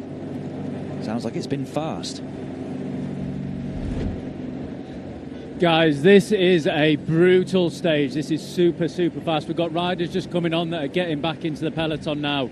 It is so difficult for you guys watching this to understand how hard it is. The race is on. There's zero recovery for anyone. If you're at the back, 50th position, the bunch is just stringing out, coming back, stringing out. So the riders that are further back, they're hurting, they're feeling the last 18 days in the legs. This is going to be a hard stage for a flat start and what should have been a relatively easy start.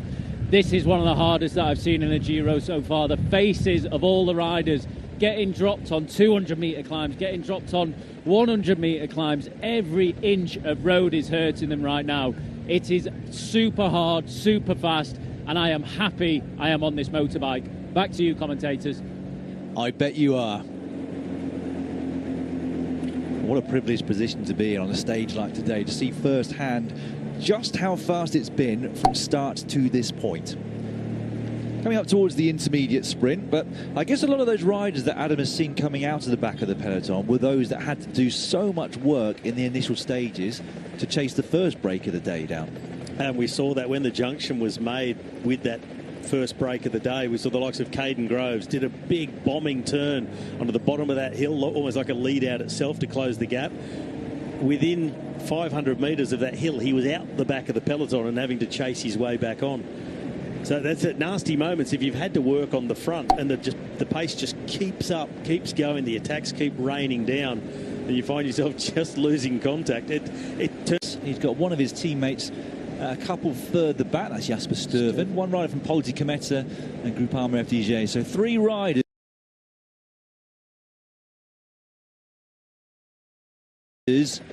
who've missed this front move. Welcome back, everybody.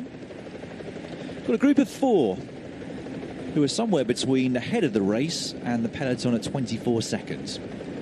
And we spotted 2 of the riders from Lidl Trek in there, they being Ed Turns and fellow Belgian Jasper Stuyven. I didn't quite see exactly who the Polti Cometa and Groupama FDJ riders were. We'll try and get a closer look in a few moments' time. Here is Mauri van Serven. You can see on the right-hand side of his shorts, it is his that are scuffed. It was him that went down on the right-hand bend, which also saw one of the leading 6 riders, Jonathan Narvaez, hit the deck in the same place just a few seconds beforehand. Narvaez bounced straight up and straight into the breakaway. But Van Serven here has found himself at the rear of the main peloton.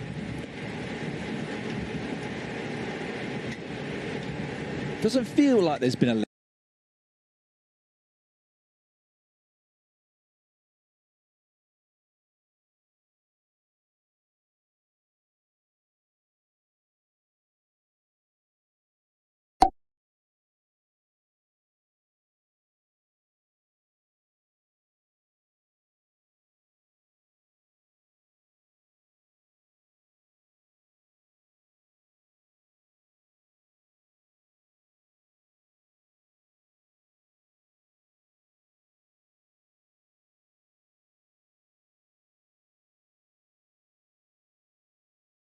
No, it was based on another one, was it? I love you, baby, yeah, let me love you.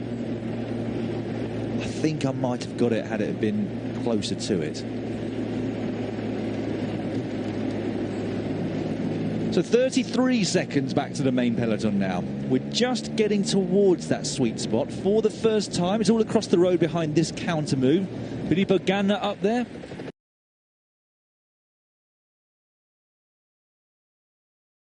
Looked like Mikel Honoré of EF Education Easy Post there as well. Ganna's not bothered about this. He's followed the move, but he's not pressing on.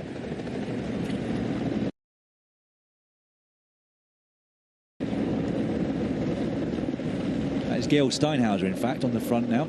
Surprised it was him, because not that long ago he was loitering right at the back of the main peloton. I guess, Robbie, there's not really a team that has the strength in numbers to chase this down that aren't already represented at the front. And that's going to be the thing at this point in the race. We saw earlier there were teams with just enough numbers to get it done, with Alpecin, De Koenig, Soudal Quickstep, Jayco Alula. But now that it's been this hard for this long, with a few undulations, a couple of tough little kickers in the road, call one of them even a climb at 2.5 kilometres long, it just throws that organisation out the window, because fatigue is such a huge factor at this point. Riders are back in the peloton will quite possibly be feeling like, I've done as much.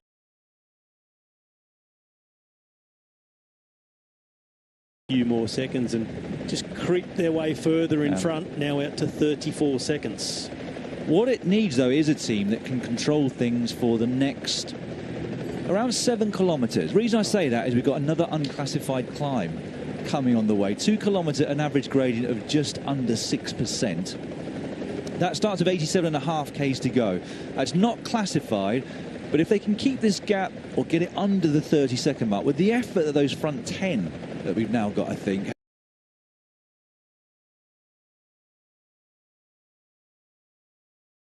have made already. If you have anybody that's even slightly fresher back in this main peloton, there is the chance that they might be able to jump across. And it almost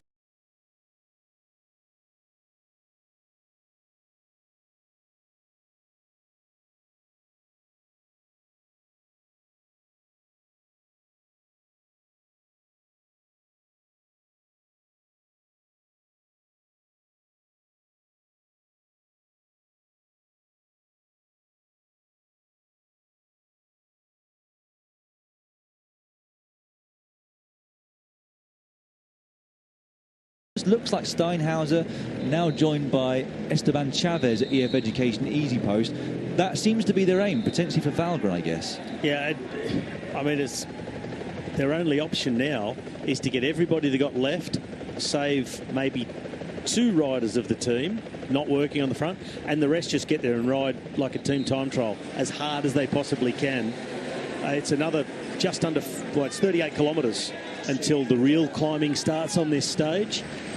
The break's not totally gone yet, and if EF wants to be a part of it, they need to just go all in with most of the riders they've got left, and that's it. I mean, good news for them is that Visma Lease Bike also don't have a rider up there. So they've got some allies in the chase, along with Lidl Trek. The bad news of Visma Lease Bike is they only have 4 riders left in the race. The good news is that one of them is Eduardo Affini. He's hit the front now, and it looks like a few teams are getting themselves together. I would imagine with the aim of reducing the gap as much as they can. Fight climb, I'll remind you, 87.5 k's to go. Watch out for that point on the road, because I think there might be some riders that do have the ability and power to get across to this move. Strong ride by that chase crew who've now joined up. And I had the right song, wrong artist. It was Frank Sinatra, not Tom Jones. Oh, well. Maybe I'm showing my age in a good way, if that's possible. Let's wait for TV viewers to rejoin us before I run. Oh no, TV viewers, you're going off for a break. Once you come back, I'll run through the current break of 10 whilst they have 30 seconds. You never know, though. It might have been brought back by the time you get back.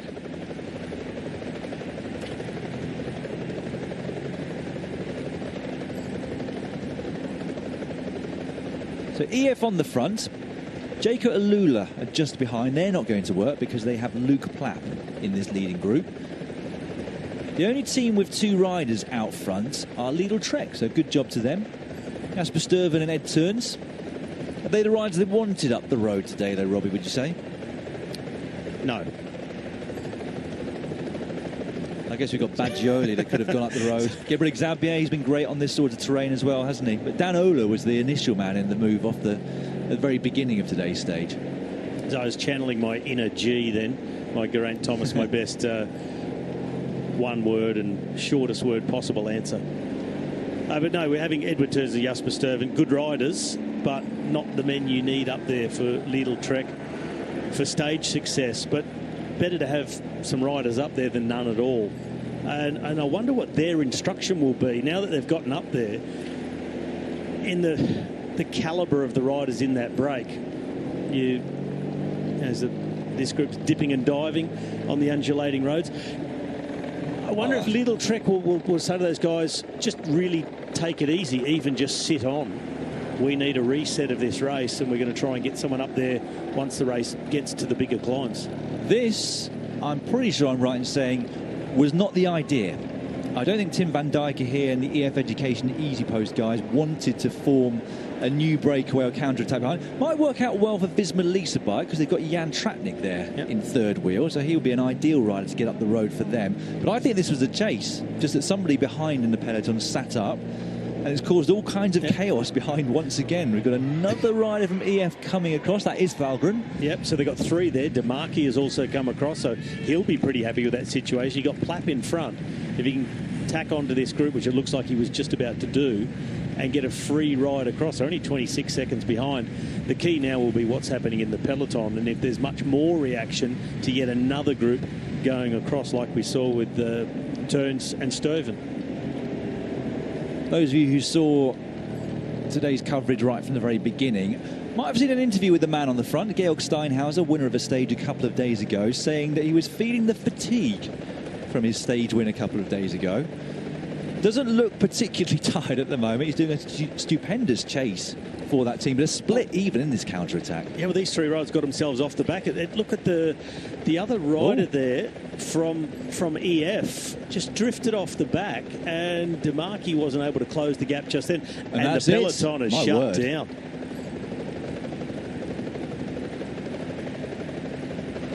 Well, even though we're 60 kilometres into today's stage, there or thereabouts, I wasn't expecting that just then.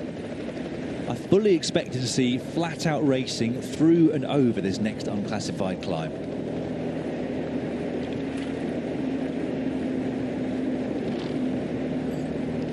Viewers on traditional television, I'll give you your reminder that if you want to see uninterrupted coverage of every stage of this Giro d'Italia, all you need to do is subscribe to Discovery Plus.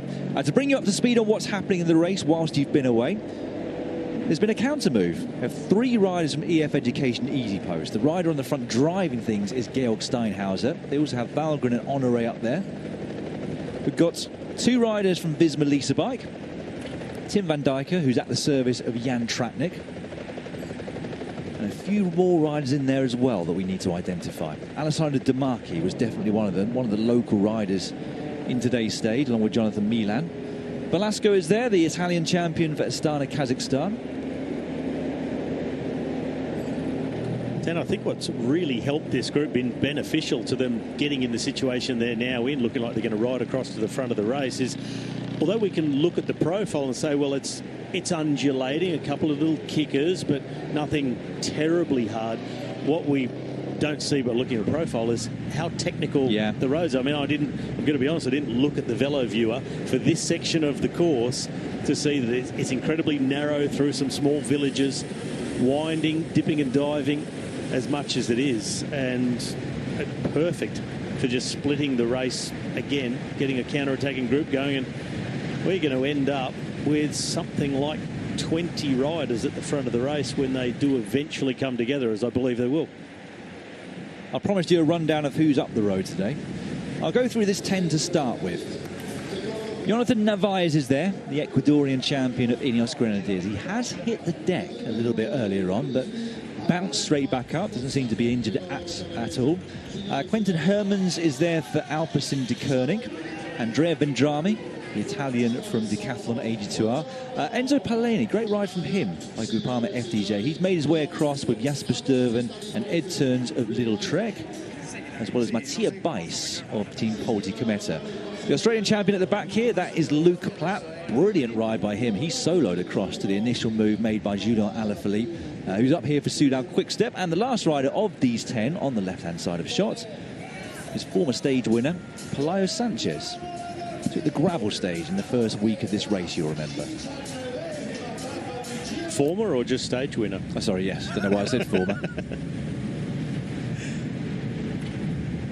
Coming out of the background, quite impressive by Simone Velasco, who was in that first break that got a decent gap over the peloton, worked really hard before they got caught, and Velasco has now joined that counter-attacking group. And as you said, he's got more riders from EF Education with him: Michael Honore, Andrea Piccolo, Georg Steinhauser, so 3 of them. Lilian Kalmajan from Intermarché is in that group. Alessandro De Marchi, so a second rider from Jaco Alula, with Luke Plapp up the front. It says, well, on the list I'm seeing Eduardo Affini, but it's not. It is most definitely Jan Tratnik, who's in this group with Tim van Dijk and Manuele Tarozzi.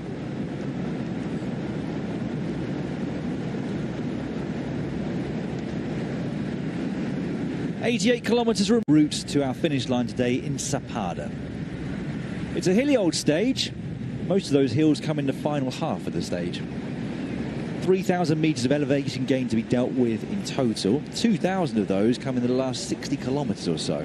So it's already been tough, courtesy of the speed that we've seen in the main peloton as they tried to establish the early breakaway of the day. The toughest part in terms of terrain is very much still to come.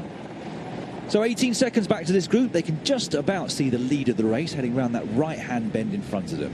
Should make it across, Robbie. Yeah, they should definitely make it across. So now the gap just at 19 seconds. They'll be able to just see them a little way in the distance. And I think now with the gap to the peloton 2:49, that front group will finally feel like then they can ease off. Not the case for Adam Blythe. Time for him to go to work. So as you can see, I am in the cars. There's a few riders coming past. They've stopped for a wee. And a great place to shut down the road in the peloton. Narrow road, not a lot of room. The breakaway's gone so they can cruise along here. No one can take a chance to go on the attack because the roads are so narrow now. But the racing has been full on. I've been past the team cars. Got Ilio Kaiser there and all of the guys. He's looking at me with really boring eyes. That's not fun. Alles klar, Ilio? You give me a thumbs up, which is good. But a lot of the team directors in the cars, you know, this is how hard it's been. There's been Ilio Kaiser, Mickey Shah, Matti Breschel, Ian Stannard, and there's so many, Ivan Basso. And this is a day where they're all doing this universal sign, and it's like this. We are all very happy on a day like today. We are not on the bike. It has been super hard today. So this breakaway, I think this will go to the finish today because it's been so hard. The riders in the peloton will just be looking for that easy ride now, you know. Until the climbs start, they will want to recover. They'll want to take it easy because it has been a very, very hard start to the stage. I'm going to leave you with that, and I'm going to concentrate on what is going to come next because I'm sure there is still fireworks yet to come. Back to you, commentators. Yeah, if you're on a bad day as a rider in this Giro, you do not want it to be this particular stage that you have the bad legs. And if you have, you'll be very thankful that the peloton has now sat up. 5 minutes ago, the gap was about 30 seconds. It's now 3.5 minutes. And there'll be a lot of relief amongst the riders. A lot of relief amongst EF Education Easy Post. They missed the initial move. They've got 3 riders here. This is the unclassified climb that I was talking about, Robbie. The front group is riding in a way that they don't want this one to latch on. Well, they'll be hearing about who's coming across, and they certainly won't want to give them a free ride, make it easy for them to get across. Although a free ride in relative terms for Alessandro De Marchi because he has a rider in that front group. I sort of think it's inevitable they're going to get there. And you'd think that front group would want a little bit of a breather after riding so hard. But certainly a group swelling from 10 riders to 19 does complicate things tactically. I'm pretty sure that Georg Steinhauser did not expect at all to be in this position. I mean, he literally just started riding on the front of the peloton with Affini just to keep the gap smaller so that he could jump across on this climb. All of a sudden he looked around and he'd formed a new group of 10 or so riders with 2 of his teammates. He mentioned in that interview, I said this earlier, but he mentioned in his pre-race interview that he was feeling the effects of this Grand Tour, and particularly his efforts to take that stage victory a couple of days ago. But it is his first Grand Tour. He probably doesn't realise that everyone else might be feeling it even more than he is. It reminds me a little bit of Nathan van Hooydonk's story about Pogacar back in Tirreno a couple of years ago, not realising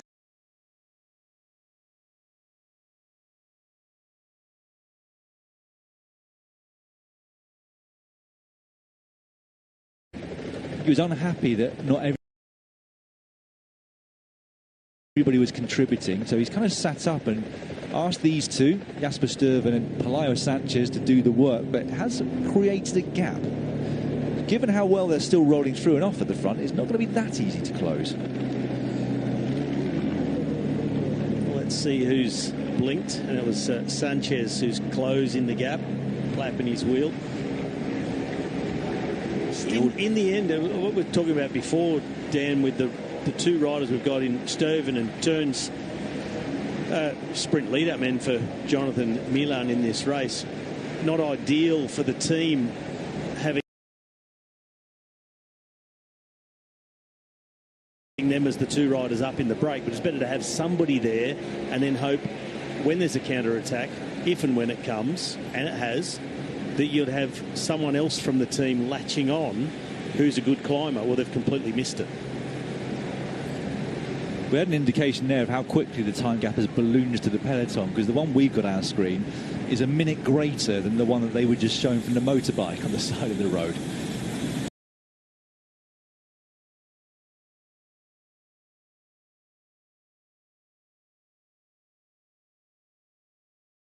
You think there's a bit of disharmony in the group at the front now. Once it swells to 19, I'm sure we're going to see a lot more, especially after how hard this stage has been.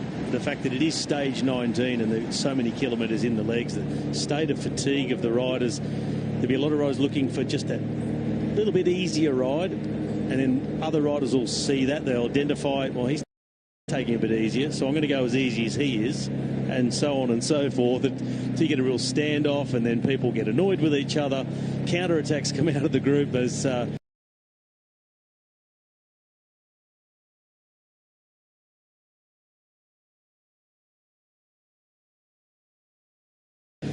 think we're in for a fascinating 82 kilometres to see.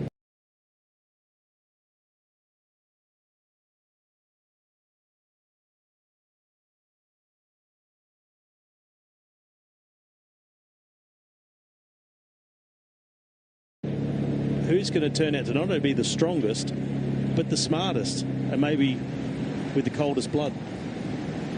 50 k's an hour average. I mean, that will come down. The hilliest part of the course is yet to come, but nevertheless, given not just the terrain in terms of altitude gain that they've already dealt with, but the nature of the roads, which have been very twisty, very turny for a lot of today's stage, that is at a quite incredible average speed so far. Great ride by Mikel Honoré today. Another man who was up the road in the breakaway all day yesterday, so he put a lot of energy into that. Still got enough power left in the legs to give his team some good help today.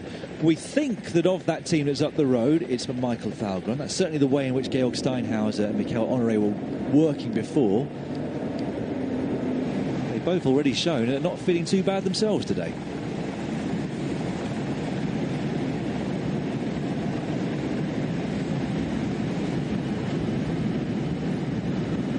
You rejoin us as we approach the midway point of today's 157-kilometre stage. Midway point in terms of distance at least, but probably not in terms of time, certainly not in terms of elevation gain. Whilst you're away, we had a graphic which showed the average speed up to this point of the race.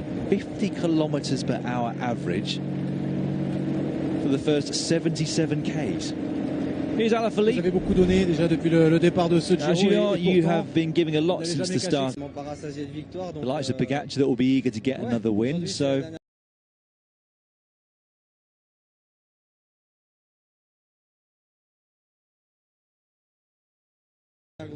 today is the last real fight. A very fast start on the flat, and then you'll have some difficulties. And then in the finish, that won't be exactly at the summit. Does it suit you well with your fast pace if you could have a small group reaching the summit? I'm not that fast anymore, but I can climb well, so I will try. You didn't lose your fast pace. No, I'm kidding, but there are still faster riders. But it's a nice stage, and for sure I'm eager to give it another try. Give it another try he has, and a very successful one at that.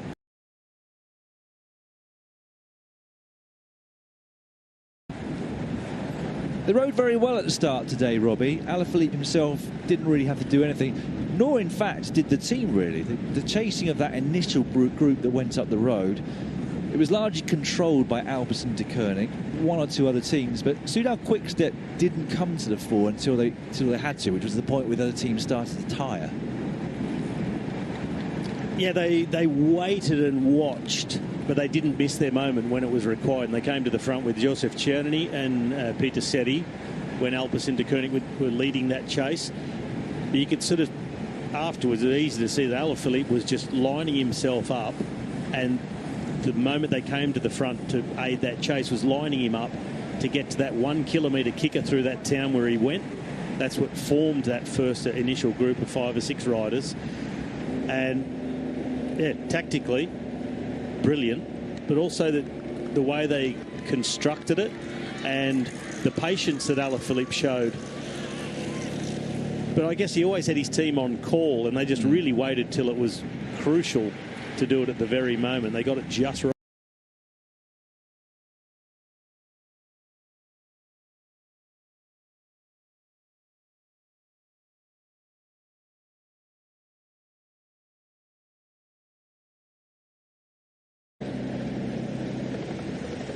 But some really experienced heads, proven winners up in that first group, along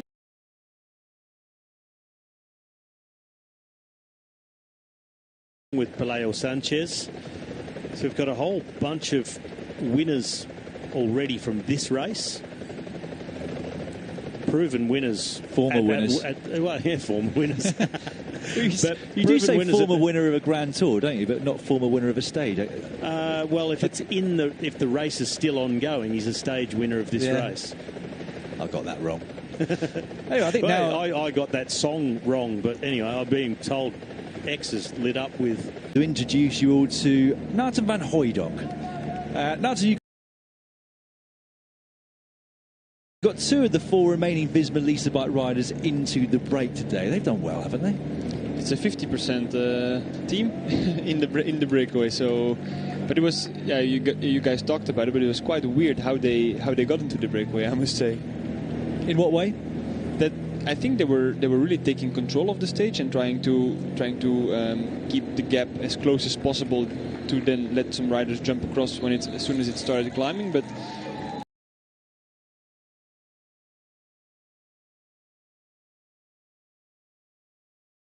Yeah, the peloton just stopped riding and they just rode away.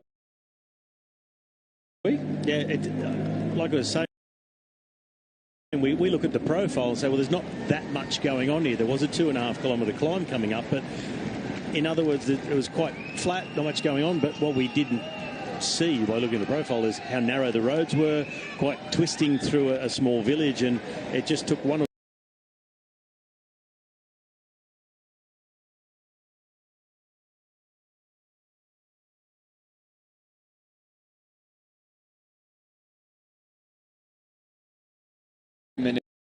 Eduardo, they don't have the climbing abilities to battle for a stage win here, but this situation would never have happened if we were riding on wide roads, small roads like that. Italian roads, they can cause situations like this, and I think also there were some riders that got caught out because they were assuming Visma Leasebike and EF Education they were gonna take control of the stage. It looked like EF Education had made a mess of it, completely missed it, and now they've got probably the 3 riders. If they're going to choose 3 to put up there, this would pretty much be the 3 you'd want to have in a break on a stage like this. Has worked out really well.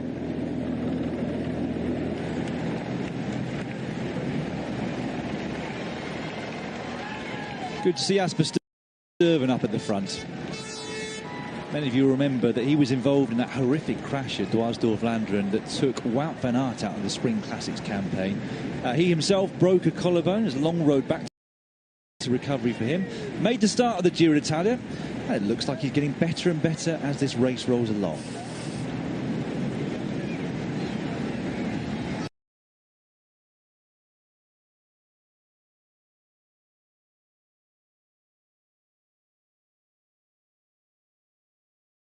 Nice thing to quieten down. We're going to have a look at the Predictor from our international broadcasters, presenters and pundits. Alberto Contador still at the top of the table thanks to his Jonathan Milan pick yesterday, but the gaps remain the same to Darius and to Orla in third place. 18 and 28 points the difference respectively. Hats off to Yenzi, still at the bottom, but he was the only one yesterday to pick Tim Merlier. Stage 19 of the Giro d'Italia. I'm going to make mine a team pick. Robbie, who should we go for? Steinhauser, get his second one. Steinhauser for Robbie. Dan? I'll go for Alaphilippe, get his second one. Dan is going for Alaphilippe. And we've got Nathan van Hooijdonk, fresh out of the peloton. Who should we go for? My boy Jan Tratnik getting his first one. There we go. So everybody's gone for somebody different. So that's not much help. I'm going to go for Dan's. I'll go Julian Alaphilippe for a second stage win because the team are on a roll. Stage 19, Julian Alaphilippe. Julian Alaphilippe will win stage 19. Philippe Gilbert, I know you. I've been listening. The jungle drums from down here told me that you have been calling all the teams and you have heard about the shape of all the riders. And my rumors are saying that you're picking Julian Alaphilippe. So am I, because I know, Phil, if you're picking Alaphilippe, you know something. Let's hope you're right, because I'm also taking Alaphilippe. Allez, Loulou!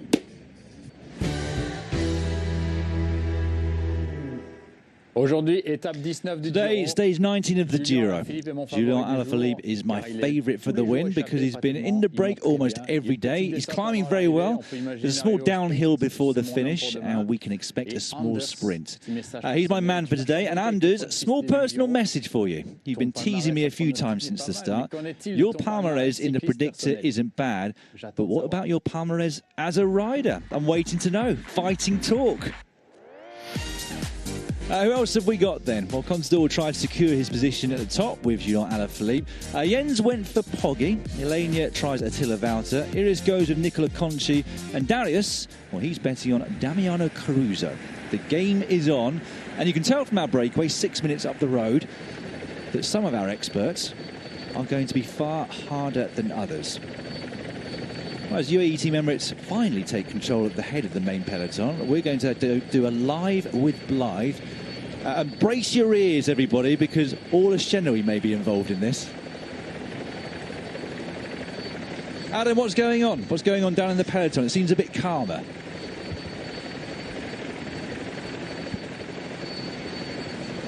Yeah, not a lot at the minute. It's we've just stopped for a nature break ourselves, so we're just behind the peloton now. It's all calm. It's very calm.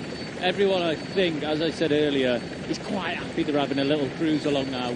We are going to try and make our way up to the breakaway in a minute. We're just waiting for the road to get a bit straighter, I think, so it's safer to pass, even though I reckon we could go down there now with a quick acceleration. But, yeah, it's all calm on the western front in a minute.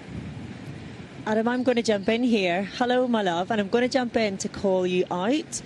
Because I've been sitting, listening to your wonderful commentary. I've been listening to your wonderful commentary, and pretty much every day I've had to endure you calling me out in some form or other, live on television, reading out WhatsApp messages that I've sent or off-camera conversations, and I've had no right of reply. So today comes my right of reply, and I would like to reveal to the dear viewing public just what kind of a man you are, Adam.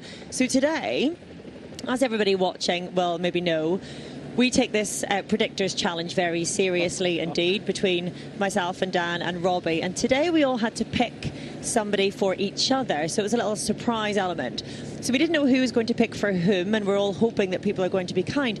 And I got a phone call on my way into the studio this morning from Adam saying quite simply, Orla, I just wanted to call you to tell you you're amazing. Now this is coming at the end of 3 weeks of daily studio. And I was quite emotional, and I was like, Adam, that's so kind of you. That's really sweet. Thank you very much. A tear in my eye when Adam then said, yeah, it's just in case you've got my pick today. I want to make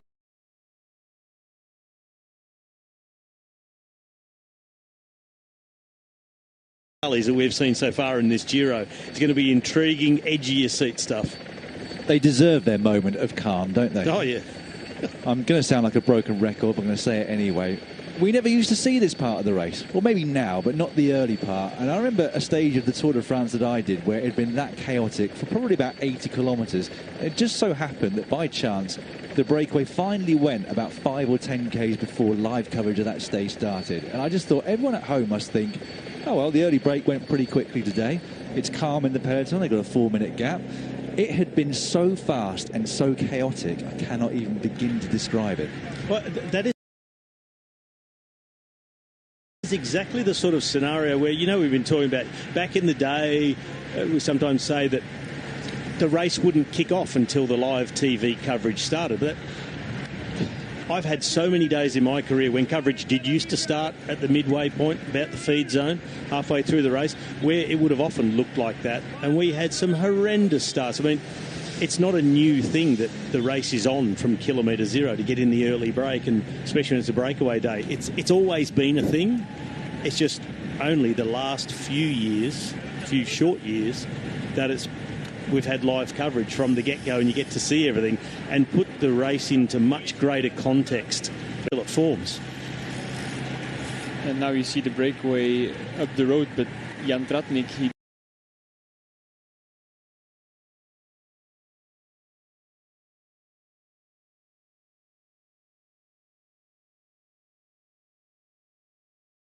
joined the breakaway way later, and he had to spend way less energy than Julian Alaphilippe and Jonathan Narvaez, who crashed already today. So they are now together in the same situation, but sometimes one rider has to spend more energy than another rider to get into that situation.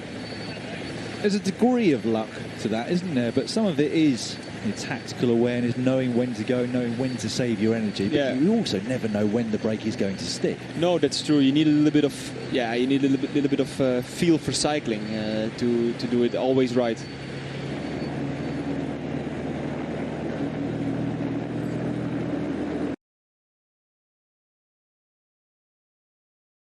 .2. Alaphilippe averaged 300 watts.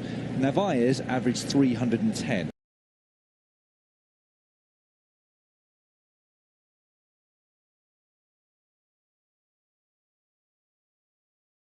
Max speed for both of them was over 85 kilometers per hour, and they both kicked at over 1,000 watts. I presume to get into the breakaway in the first place. For Narvaez, it might have been to get to the breakaway again after his crash. But whilst things are calmer, this is the man. Just before I get on to asking Nathan a question, Alessandro of Arcaea B&B Hotels found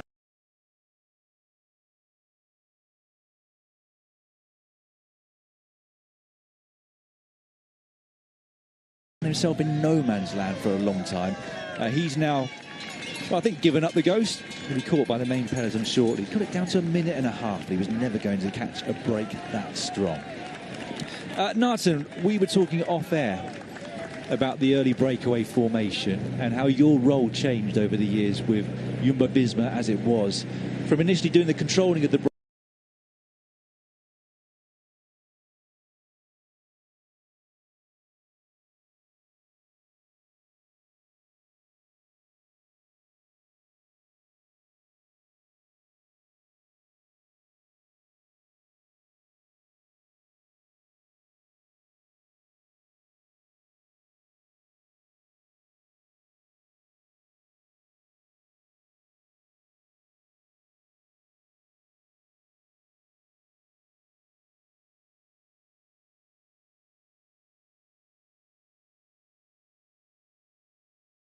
of their 45 kilometres they'd spent in the breakaway up to that point. You can see the slight ripping in the shorts from Narvaez's crash in the right. 45 kilometres were done at an average speed of 52.2. Alaphilippe averaged 300 watts.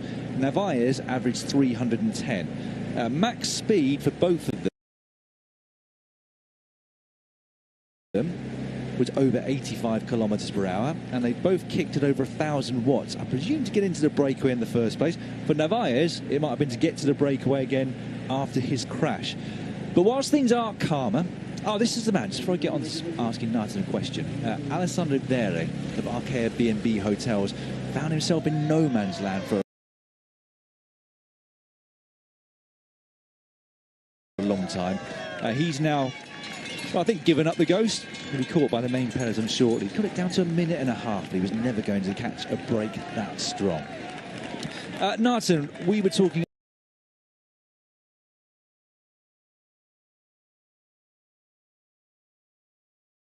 How did that change things for you in terms of your job, but in terms of physiologically, how much it took out of you? It's a huge difference whether you need to control the breakaway or you can just follow in the bunch and keep your GC leader in front. I mean, if you need to control the breakaway, you need to jump behind moves, and there's also still a difference in the way you do this. You can also you can jump yourself, or you can follow from the second line, where you can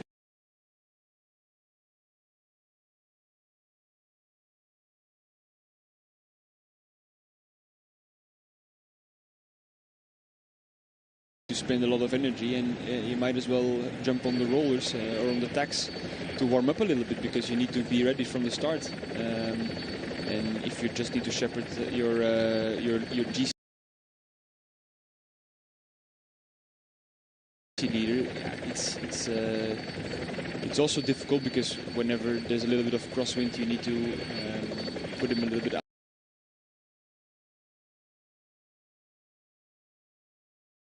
out of the wind, make his life as easy as possible. But it's controlling a breakaway is really difficult. Yeah, never an easy job. I mean, I don't think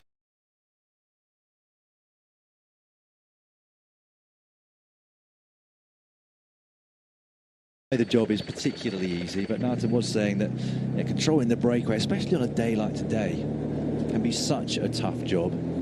Much rather sit with your GC ride and just make sure they're protected. Yeah, of course, and you also need to have your mindset to it, because today's start, if your mind is already switched off and you're thinking about Rome, it's a very, very...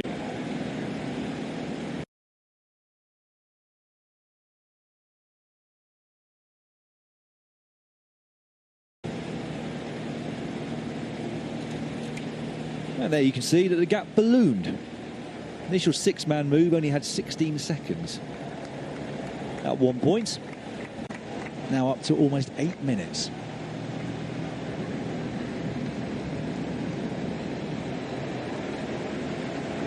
Well, one man who has made it into this move, who's a local rider, and who spent a long time trying to get into the right groups, is Alessandro De Marchi. He's there riding for Jaco Alula, and we caught up with him before the stage start today. Alessandro De Marchi, give us your level of adrenaline this morning. It's high, just like my emotions. Non è cambiato niente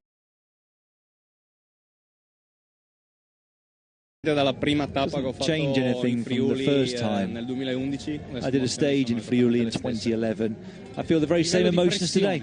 How about the level of pressure? Quella forse, insomma, this one didn't change either. Anzi no, non è cambiata neanche quella, because when you are here, you want to give your best and perform well, and to be at the front to win the stage. Just like a few years ago, it didn't change. Now, what do you have in your mind for today's stage? On paper, it seems very easy. Take part in the breakaway, hoping it's the good one, with the right riders, and he tried to have a good result. Always been quite an emotional rider, Alessandro De Marchi. The stage win at his home Grand Tour here, the Giro, has already eluded him. He did have a stint in the pink jersey just a couple of years ago.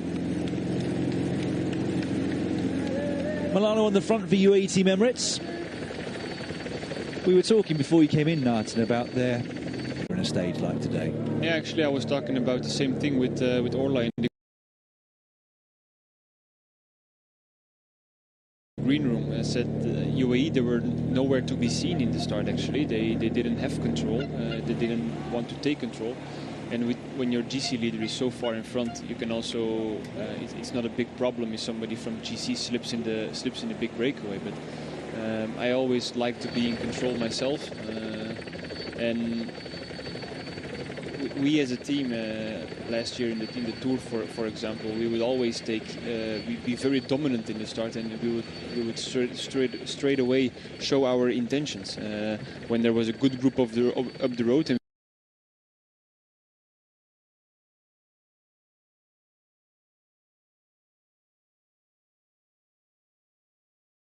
it onto wheels if somebody tried to bridge across, because that way you can also everybody has the right to attack, but we also have the right to jump on their wheels, and if you're in the wheel, you always take a little bit the morale and the energy away of them trying to bridge across, because they're never going to spend so much energy with the rider from the yellow jersey or the pink jersey in this case in their wheels.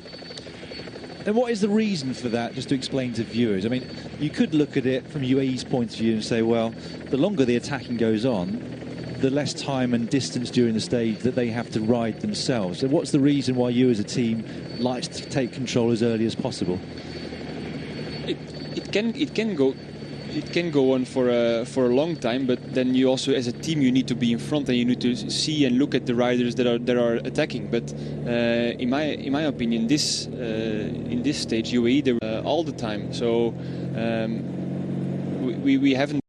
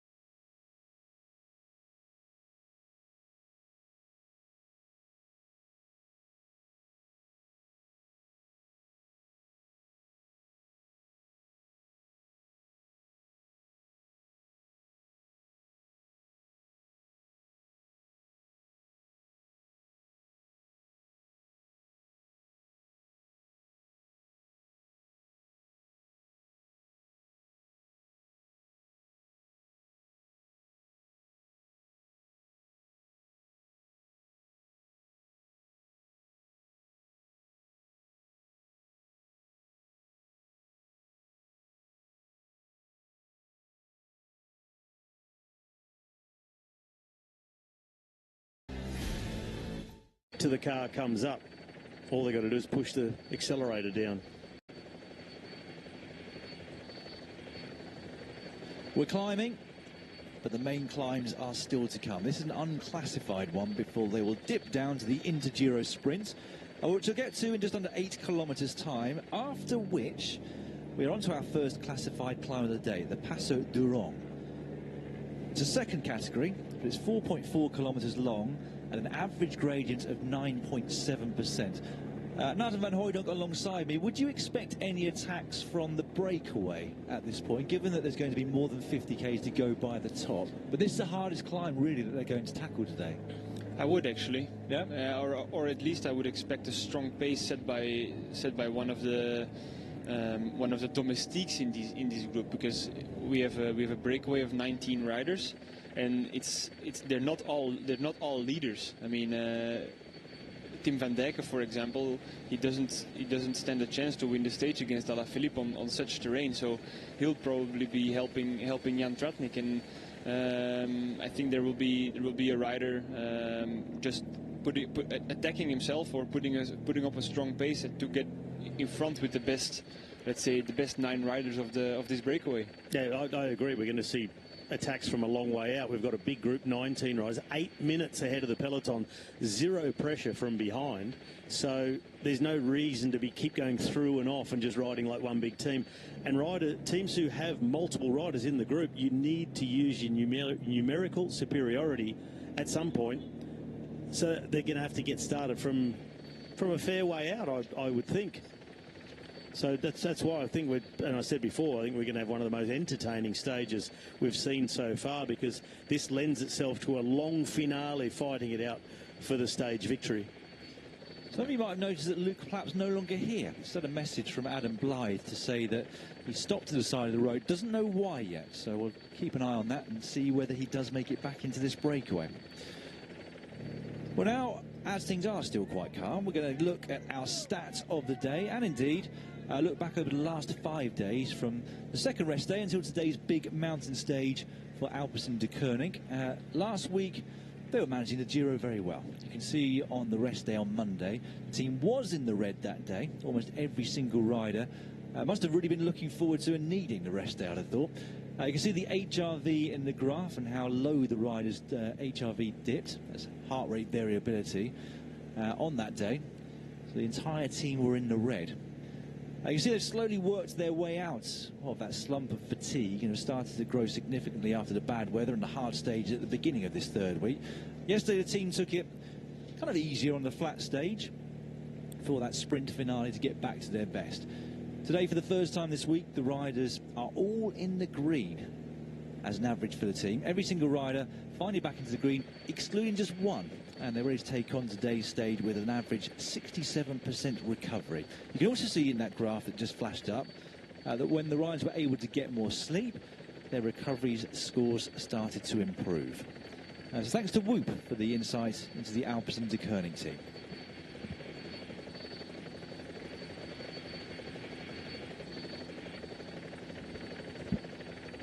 It's good to see Tratnik up the road here today, Narton. Came close, didn't he, to that stage win that Valentin Paré-Pant ended up winning at the end of week 1, or the first block of 9 stages. Have you heard much from him or from his teammates about how he's getting on and his chances for today? I think he has very good chances for today, but actually I want to make a sidestep from Jan Tratnik. I'm very happy to see Jasper Stuyven in this breakaway, because after his crash in Dwars of Vlaanderen a few weeks ago, or a few months ago now, we haven't really seen much from him, and he's been a big part of the lead out, that's for sure. But now he gets a chance to ride for the stage himself, and actually I'm wondering what's going on in his mind, because he knows that the next climb is 4K 10% very hard. So I'm wondering how he thinks about approaching this final. Is he gonna attack before the climb? Maybe start to anticipate a little bit. Very curious about what he must be thinking right now. That's one of the major fascinating points of pro cycling, isn't it? We can look at this 19-man group, 18 currently without Luke Plapp, and we can all look on paper as to who the best climber is and who the fastest of the climbers would be if that group came towards the finish. Often never turns out that way, does it? Because so much can happen over this last 60 Ks. You get unknowns as well. You know, back on stage 6 of this race to Rapolamo-Terme, we thought, well, Julien Alaphilippe almost a shoe-in to win this 3-man sprint between himself, Pelayo Sanchez and Luke Plapp. And Pelayo Sanchez towed him up at the finish and took the stage victory. But yeah, I think there's just so much yet to happen, and I'm going to be just fascinated following the tactical decisions in this group. It's going to be cagey, that's for sure. Even this is just a little push of pace by Simone Velasco, the Italian champion from Astana at the moment. He must know the roads here. So 3.1 kilometres until Palauro, which is where the Inter-Giro sprint is located, and that is at the very foot of this Passo Duron, second category climb. I've just looked up the Strava segment for that one. So this Giro d'Italia ran through and over this climb on the 19th of May 2018, so 6 years ago. Alexandre Geniez was the fastest there. His time was 14 minutes and 14 seconds, although it's only 4 Ks long. Quarter of an hour or so, the effort up that climb. Ben O'Connor's 5th on that classification, behind Torres, Pino and Georg Preidler. I don't know if he'll remember it, but he has been over it. Yeah, well, and that's the thing. It's hard to know it without looking up and going through quite a lot of information. What was the situation in the race at that moment? Was Geniez in a break? Was he in the bunch? Was someone leading a chase? what was the dynamic within the race. So in this break, I don't imagine there'll be breaking records up there because they have an 8 1/4 minute lead over the peloton, unless somebody chooses this point to go on the attack and start the finale.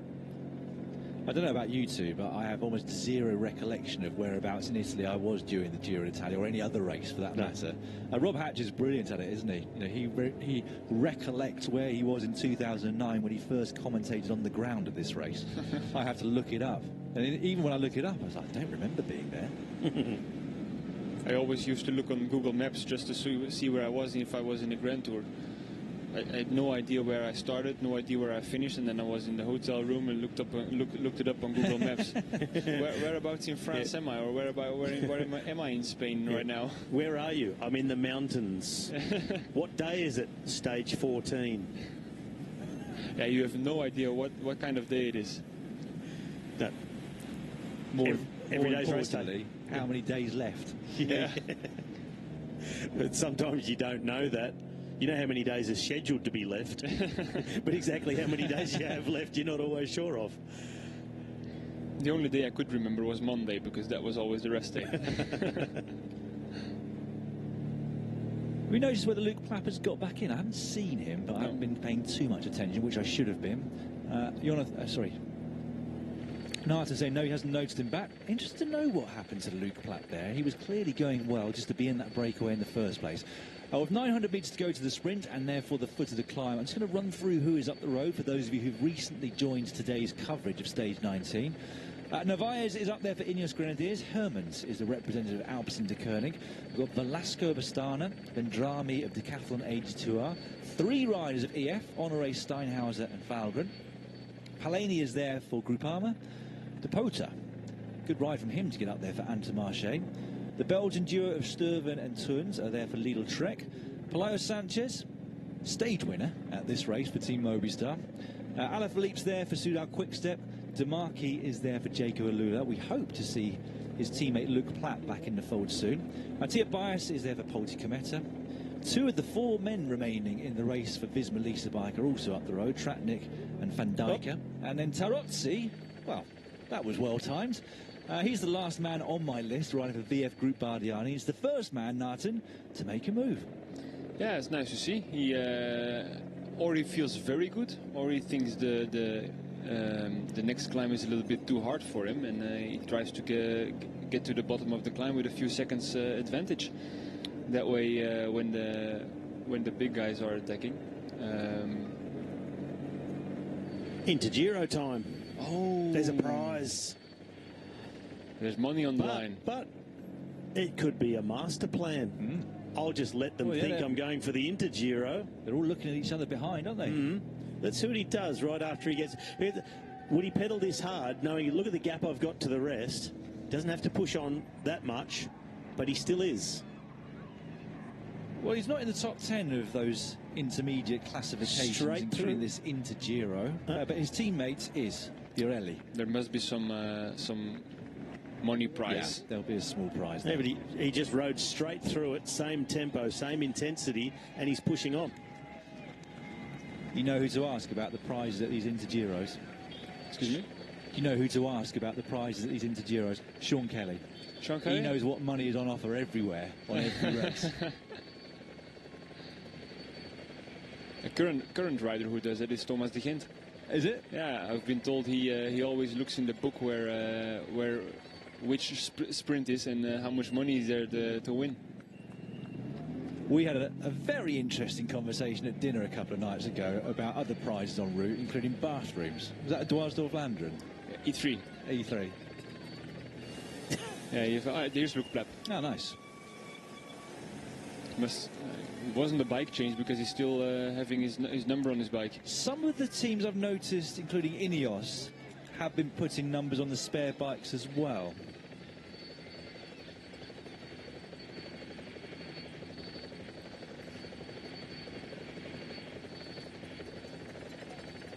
We're on to the Pass of Duron.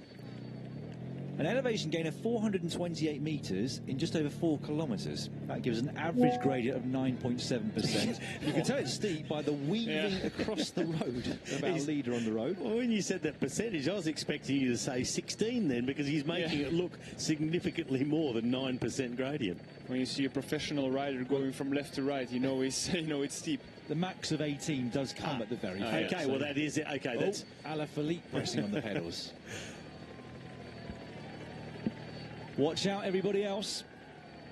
We were wondering if there were going to be accelerations and attacks on this, the hardest climb of today's stage. We already have our answer, just a couple of 100 metres into it. Look at those gradients there. Alaphilippe being followed, I think, by Honoré, or is it Steinhauser? I think it might be Steinhauser, actually. Yeah, I think you're right. And it's steep enough to get Steinhauser out of the saddle, which he doesn't often do. Yeah, it is him.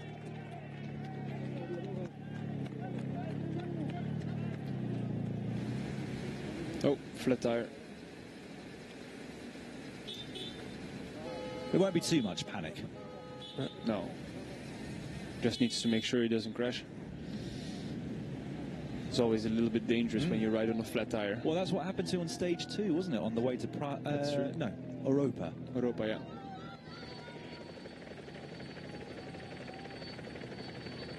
Significant splits already. Narvaez making his way across. Is Tratnik being cagey here? Is he playing it tactically, or has he not got the legs, would you say?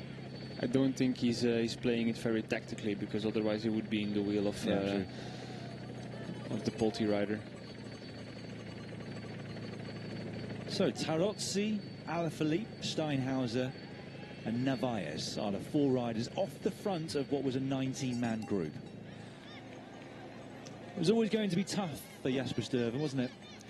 Yeah, and then this climb is really hard. I mean, it's a steep climb, it's a proper climb. Then you get a little bit of a descent, and the next climb is less steep. So it's not that the race is decided on this climb. I mean, these groups they will work together and try to go to the front again after this climb. But I must say, this shows these 4 riders, or at least these 3 riders, are the strongest guys in the break. Otherwise, everybody would have followed. Yeah, Alaphilippe and Narvaez are not the sorts of riders that you just allow to go up the road. Not for free. You've got the legs to follow. Alaphilippe being out there on his own from his team and seeing numbers from, for example, the 3 riders from EF Education, it's the perfect opportunity to narrow things down. And if you do feel that you are the strongest, get rid of everybody who can make things tactically difficult for you later on. And he's just taken, yet again, as we're accustomed to with Julian Alaphilippe, he's taken the bull by the horns. Even though you just said you get rid of the riders of EF who can make it tactically difficult for you, but even Steinhauser can make it tactically difficult for Alaphilippe if he stays in the wheel and doesn't pull through. Yeah, you're always gonna look behind, and the group is not far behind, so they can keep putting pressure. But I think when these 2 groups come back together, they will fight it out for the stage win. Based on what we've seen so far in this race, do you think Steinhauser would do that? If it didn't come from the team car, would he be the sort of guy who'd go, you know what, sit on in front, sit on behind? I don't think we know enough about him yet, do we? We obviously know he's strong, but in terms of tactical awareness, we haven't seen him up the road in enough of these situations yet. Bit early days to start playing it too. Yeah, I think he still needs to be directed by the car.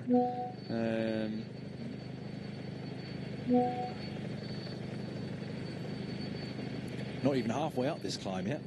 Pelayo Sanchez trying to make his way across to the front group of 4 and doing a good job of it as well.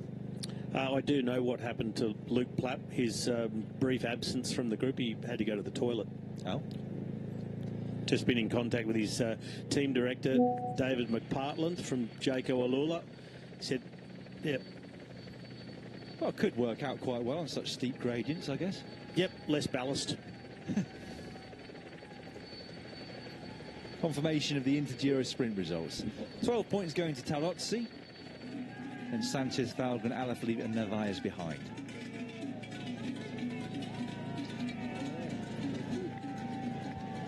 Well, Tarozzi has been distanced. Coming across, though, is Pelayo Sanchez. A reminder, he was racing for BH Burgos last year, or BH, I think I'm supposed to say. Picked up by Team Movistar. And has already paid them back massively with that stage win in the opening week.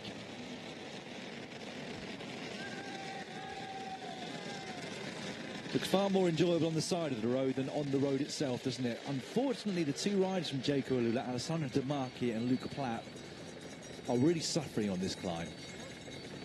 I guess Alaphilippe kind of had to do this, though, Robbie. This is the best part of the stage in terms of terrain for him to make his difference. Yep, make the difference, start the finale, put everybody under pressure, get rid of maybe riders in there who have been taking a little bit easier, not contributing as much to the pace making, but just get rid of numbers. The more riders with you, the more you have to figure out a way to beat, the more riders there are to complicate tactics.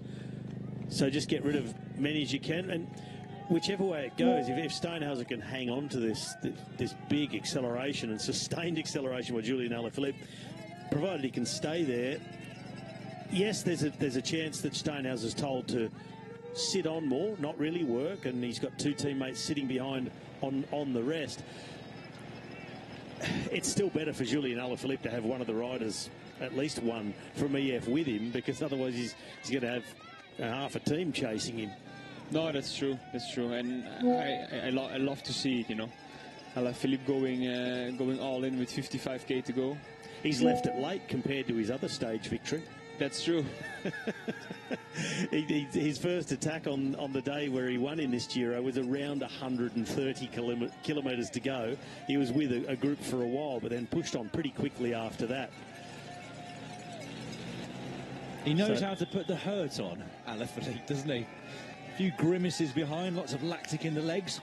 And I think that's why people love watching him race so much, because he's a fantastic rider with so much strength, but he's also not afraid of blowing up in trying to win in a spectacular way. Well, Steinhauser did pull through there. Only just over halfway up this climb. Alaphilippe not happy about something.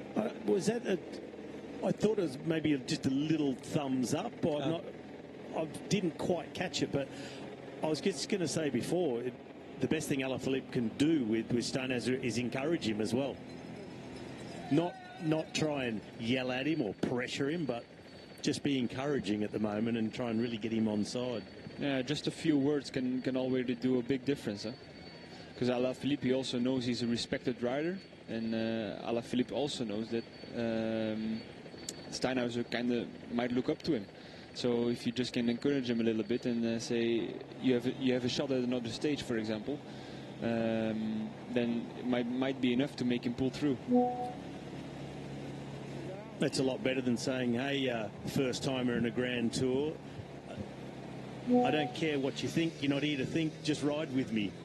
Words to a young rider can have a great impact on their whole way of going about things. Gap's not huge, is it? Chasing group behind is just at the top of screen, so Alaphilippe's group above that. Then we've got this one, Italian champion Velasco, Jan Tratnik on his wheel, Michael Falgren there as well for EF Education Easy Post, and it's that man along with his teammate Steinhauser at the front who we think are going to start playing tactical games soon. Narton pointing out to me that Luke Platt was being slightly distanced from that group of five. No, he's closing back to closing him. Sorry. Yeah.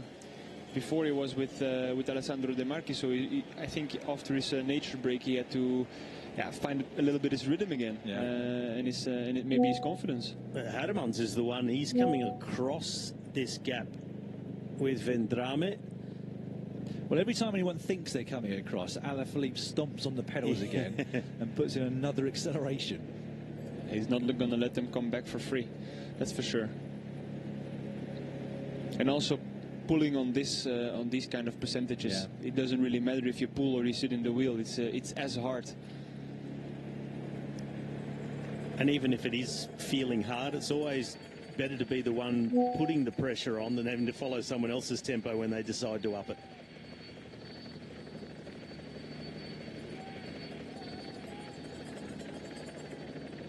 1K to the top. Even if you don't make contact with this lead group of 4 by the top of this second category climb, it's just important to minimise your disadvantage as much as you possibly can, because you just never know what's going to happen in that group of 4. Might well be that Steinhauser sits on once they get to the descent down the other side. That said, though, we do have another climb coming immediately afterwards. I thought there was a bit of flat in between, but I'm just re-looking at the profile. There isn't really. We have our second intermediate sprint of the day, and straight onto a third category climb, which is Sella Valcalda. Sorry, I took a run up at that one as well.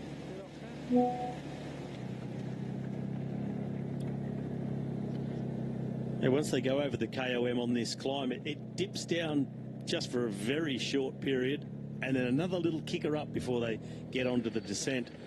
The thing is, if you're not onto the group of Julien Alaphilippe, the way we've seen him descend... Yeah, beat Wout for second.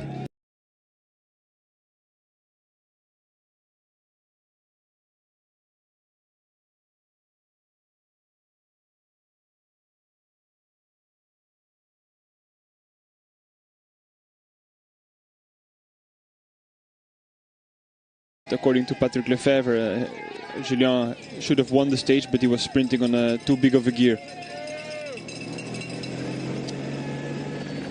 Should have won the stage, but he was sprinting against someone who was faster. Yeah. You pay all that money for someone that doesn't know what gear to sprint in, eh?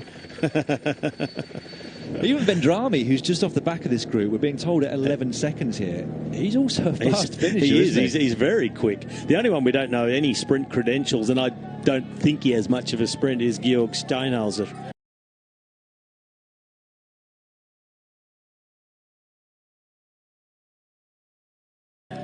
Doesn't really look like he has a sprint. No. He might be the strongest in his group, but I don't think he's the fastest. He looks like he kind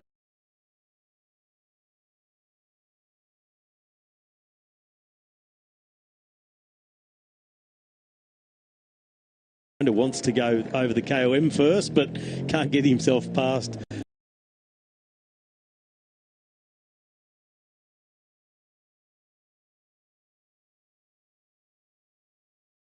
As well. He owns a house, actually quite a large property for cyclotourists down in this region, and takes people out on rides in the area where he lives in Austria. So he's come out to see the Giro. Johnny Hogeland, for many, famous for being barbed wire man. Yeah. That fall in the Tour de France when he's in the break with Fletcher. Remember when I was a kid, I saw these images, and then my mom said, I wouldn't like it if you became a professional cyclist.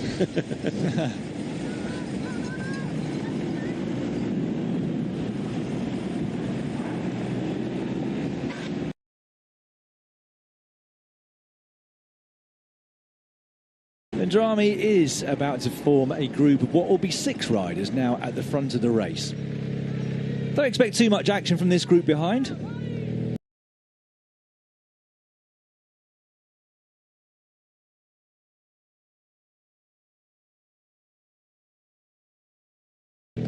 This climb coming so far from the finish that you'd be on a hide into nothing if you were one of the GC riders trying to go on the attack here. Same to a degree goes to the final climbs of today's race. It's not a summit finish. The last climb peaks with 6.2 kilometres to go. So this was always the day for the breakaway to fight it out between them. The GC battle will be finalised tomorrow. Looking at Michael Biel. Yeah, Michael Biel doesn't look very good, in my opinion. I think he's still suffering from an illness or from an injury. But this is not the Michael Bjerg we are used to seeing. No, not the one we saw in the beginning of this race. Is that Hogeland in the white and blue?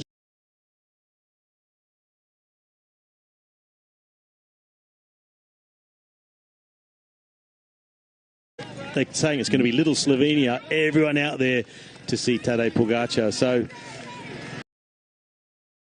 TV viewers, you're off for a commercial break. When you come back, you'll hear from Rob Hatch.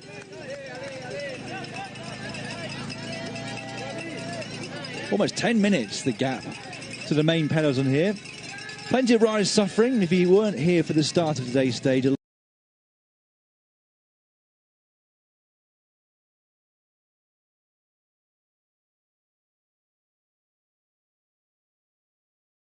A lot of those riders suffering did a massive job for their respective teams in the opening part to ensure that the early move didn't go too far up the road.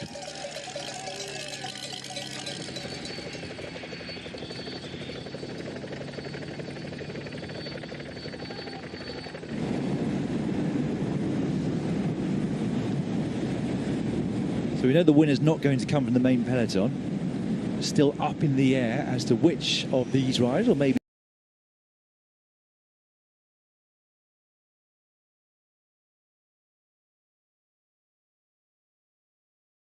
2.4 kilometres per hour before today, the average speed. A good 2.3 k's an hour quicker than the fastest Giro ever to date, which came 11 years ago and was won, well, in fantastic style. 10 minutes and 4 back to the pink jersey. Finally, we have a clear, traditional breakaway day. But Sean Kelly, you've seen many of these days. Not many days have had fights like that for the break, have they, down the years?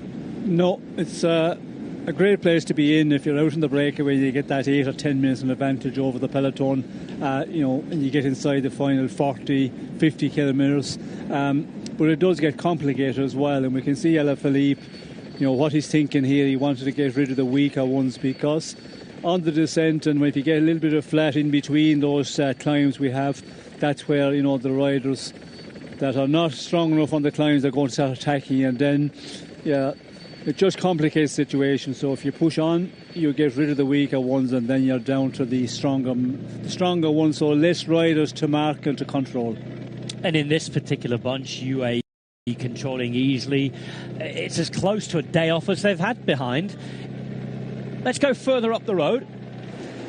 Nathan is able to tuck into some of his lunch early, thankfully.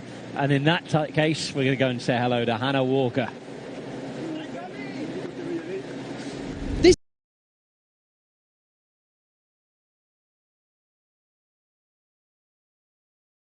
Behind two. They've made the trip across. Thanks, Hannah. Well, something for Tadej Pogačar to look out for. Nathan, a little bit worrying in most situations racing. Thankfully, this lot don't need to be in a rush today, because the closest rider in the breakaway to the Maglia Rosa is at 1 hour, 5 minutes and 58 seconds. They can take all day. They can take all day indeed, but still you don't know what the race situation is going to be. But I'm happy to see the Giro did. Yeah, they took some precaution, I think is the right word, just to make sure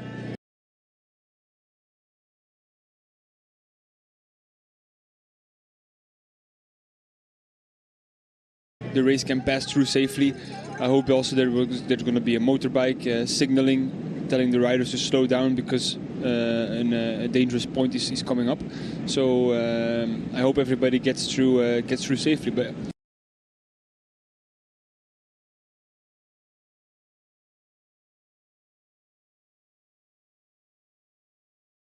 that was very narrow.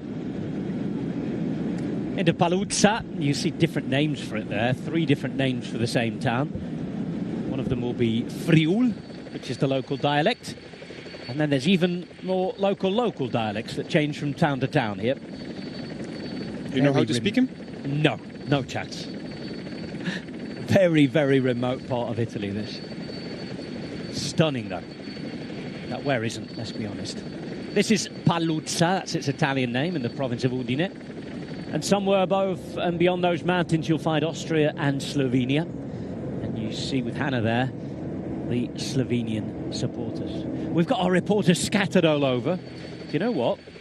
Could be a good day for Anders Milka. Anders, if you're listening, he's with Matti Breschel in the car, and they've got a man right at the front of the race. 3 in the breakaway. They knew they were on the telly today. Front row seats. Exactly. Box office stuff for another Georg Steinhauser special. Or maybe behind Michael Valgren. Might be able to get back. We will see. 38 seconds at the minute. This group is working fairly well together. All 6 riders here. Once Vendrame got back on, we saw Hermans make a big effort over the top there. It's an interesting tactic.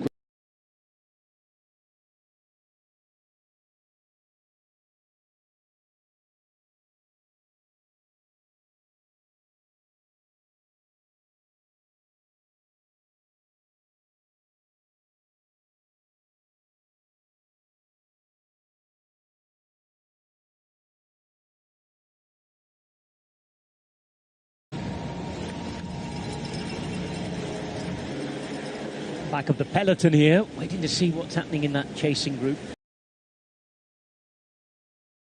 There's one helicopter shot that suggested Jan Tratnik was pulling along at the front to break things up and try and get across.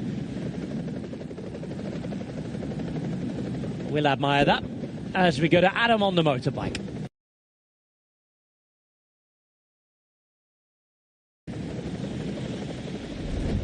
So just behind me, you can see the chase groups.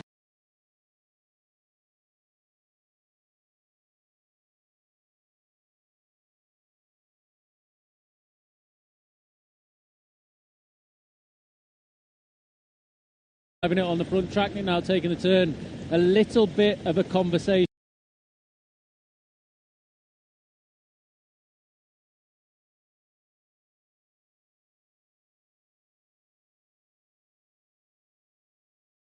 With them. For the commentators that missed this news, Luke Plapp has diarrhea. So before he had his guts, he's probably around 2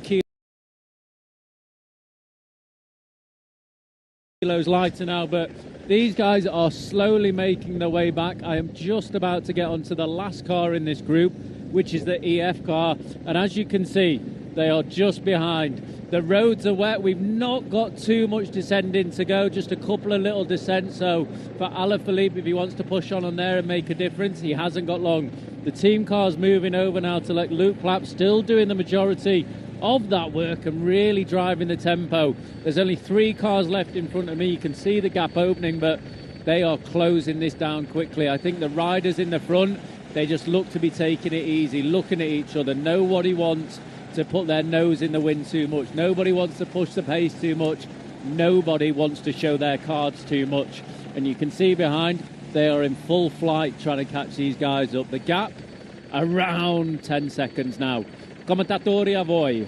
From Luke Plapp, if that's the case. Yeah, he's showing resilience because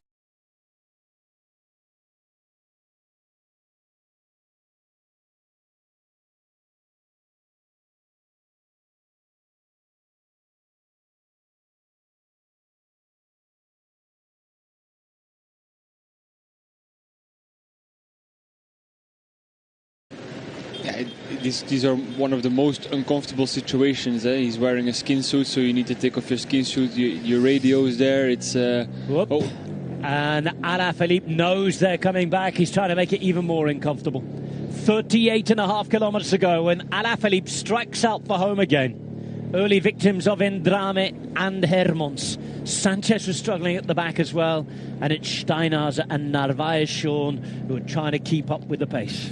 Yes, and Alaphilippe, he's on a good day, and when he's on a real good one, he's so difficult to control because he puts in those killer of attacks. And I mentioned that the other day when he won his stage, there was a lot of people congratulating him, but I think there's a lot of people don't like being a breakaway with him either because he just puts in those punches. We see many times already.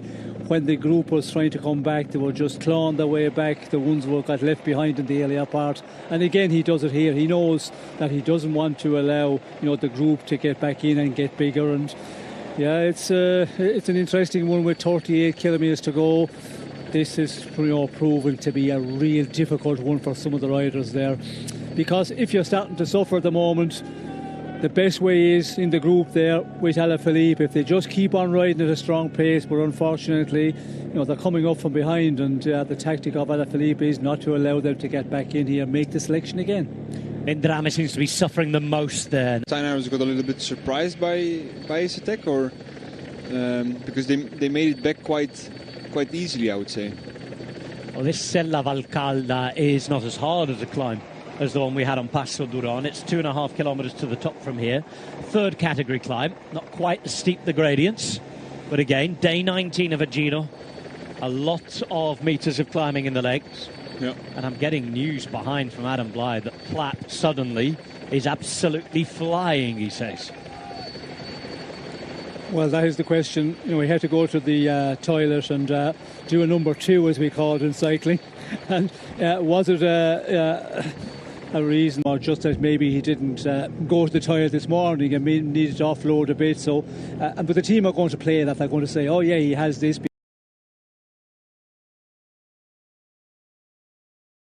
Because, yeah, then you might get away with it a little bit, not have to work as much. And, yeah, I'd not believe it immediately from the teams either, but just because he had to stop for a number 2.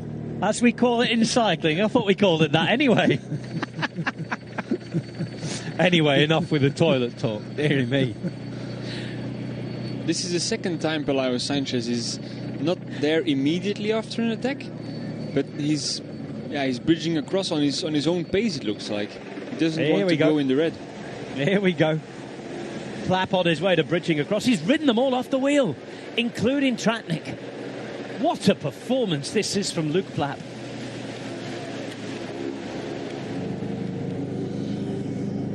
Sanchez is back as well. Never count him out. His confidence must be right up there right now. Well, it has to be, because he was in a final with Alaphilippe, a number of early part of this race, and he had the beating of him. And you have to ride as well, the way you climb. If you climb at a steadier pace, you don't want to go on these sudden accelerations by a rider. And Alaphilippe, we know, when he stands on the pedals and really pushes, he has that acceleration, and he can, immediately. So set your own pace, climb the way you feel you can climb best, and maybe he's doing that here. But although he could be also maybe starting to run out of energy. And when you're in a position like this, even though you're getting very, very tired, you still fight to the very end.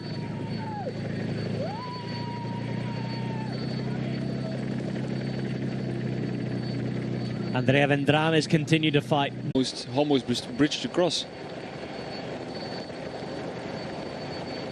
Well, he was obviously struggling before. Whatever the issue was, he seems to be back. And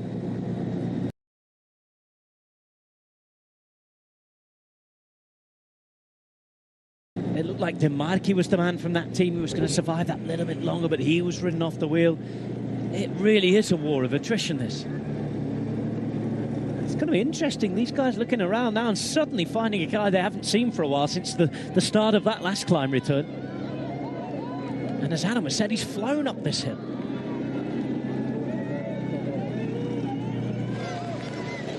Hermans, though, another warrior. I hope he can, if this group can.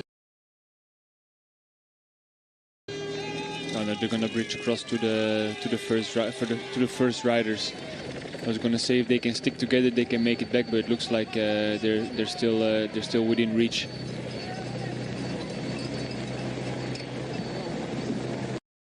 Here he goes.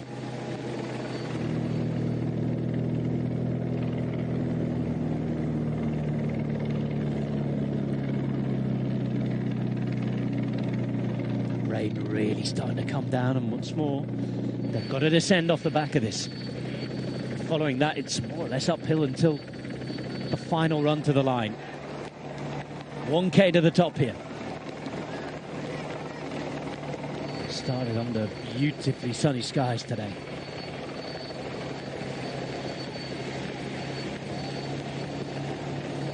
Sella Valcalla almost out the way.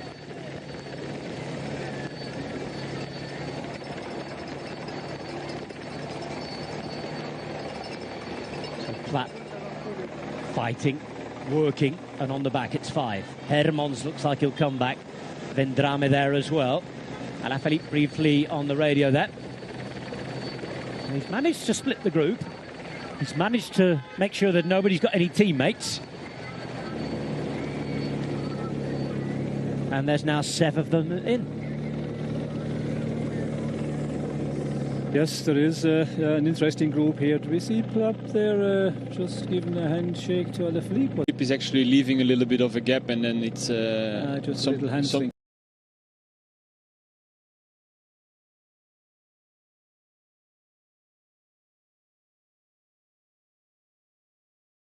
Yeah, he gives like a little handling, like you do on the, like you see on the track sometimes.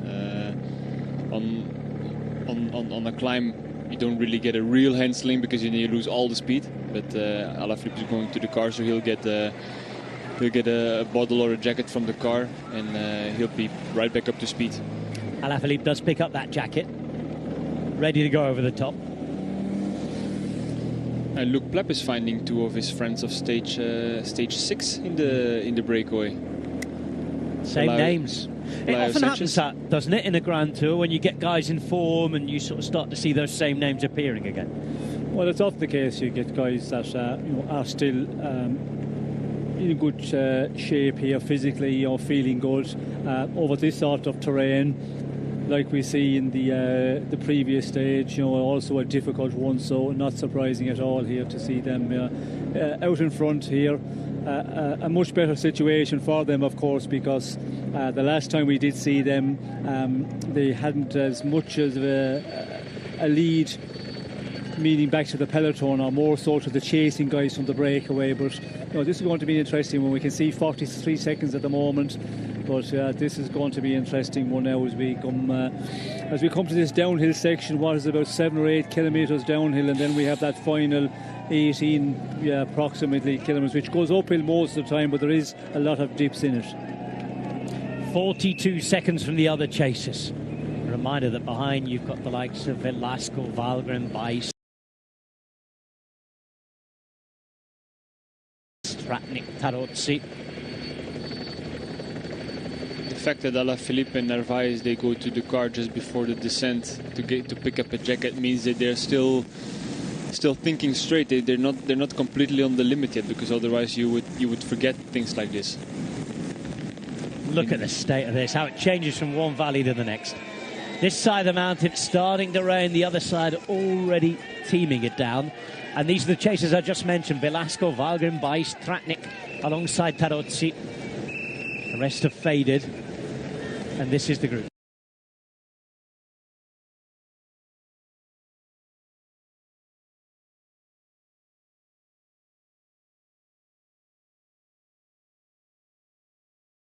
I think the group of Tratnik and Valgren, they can still make it back to the front, but then they also need to work very well together. So they need a little bit of hesitation from the front and good cooperation in the back. Apparently this place, Ravascleto, is situated in a sunny basin, as the organisers tell us. They must have written that on a different day. More interestingly though, Monte Zoncolan's not far away, and remember this name, Monte Crostis. That was the famous descent that was supposed to be brought in by the organiser Angelo Zomegnan just over a decade ago, that was cancelled in the end, deemed to be dangerous. So we're not far from the mighty Monte Zoncolan, and well, if we're climbing hills around here, and with respect to him, if Molano's still climbing at the front, there is no rush whatsoever. It's 11:41, and it's the closest on this sort of stage that this group's had to a day off, or half an afternoon off after the busy start that we've had so far. And after the busy start, everyone deserves it, because that was something to behold. This is Alessandro Verre. He had a bit of a chasse patate, didn't he, earlier on, and not the first time he's had that in the Giro d'Italia. If you remember, on debut last year, on his first ever stage, he was chasing for a long, long time, and he never recovered from that effort. Left the race a few days later. It is so difficult if you're not immediately in the move to bridge across alone. You really need a strong group to bridge across together. Into Comelians, synonymous for those who've watched those stages we've had so far with the mighty Monte Zoncolan. Other areas we always pass through on the way before those gates to hell open. Thankfully for the riders today, they do not have to climb the monster.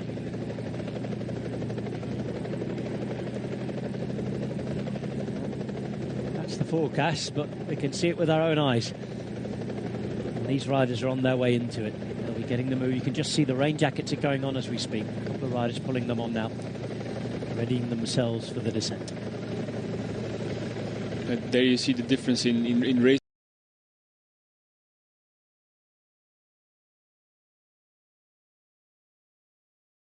Here in the peloton, everybody's controlled. Everybody has the time to put on a rain jacket, and in the front, it's all man for himself, and they're fighting for a stage.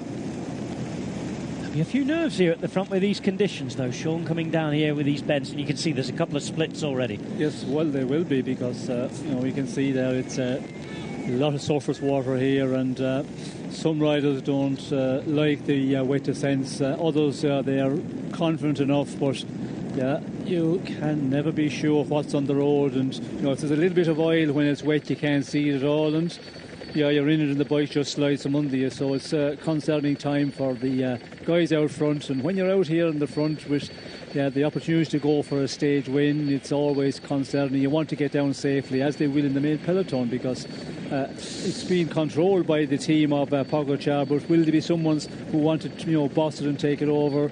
I think that they will take it easy back in the peloton, because they have been for a long, long time now. We've just seen that Andrea Piccolo has abandoned the Giro d'Italia. Oh, no. And this looks like why. I was starting to wonder whether it was the allergy. But look at this. What a mess that is. Oh, Andrea. Oh, not wearing gloves. Ouch. Oh, get well soon, Andrea Piccolo. That is why, and that's what can happen. That's why everybody still has to be with their wits about them here. Andrea Piccolo abandons the Giro.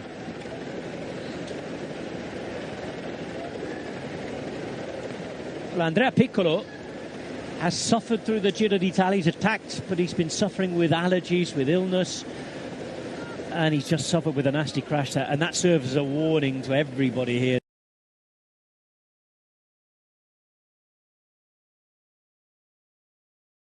Look after his wounds there, because he had a lot of road rash. Looks like Vendrame, Alaphilippe and Narvaez, they have distanced themselves a little bit from the other four riders in the descent. That was Vendrame. He's got a little gap on everybody else, you can see. This is Narvaez and Alaphilippe. Rain jackets on, Narvaez in the front, Alaphilippe just on his wheel. And those other four riders you mentioned.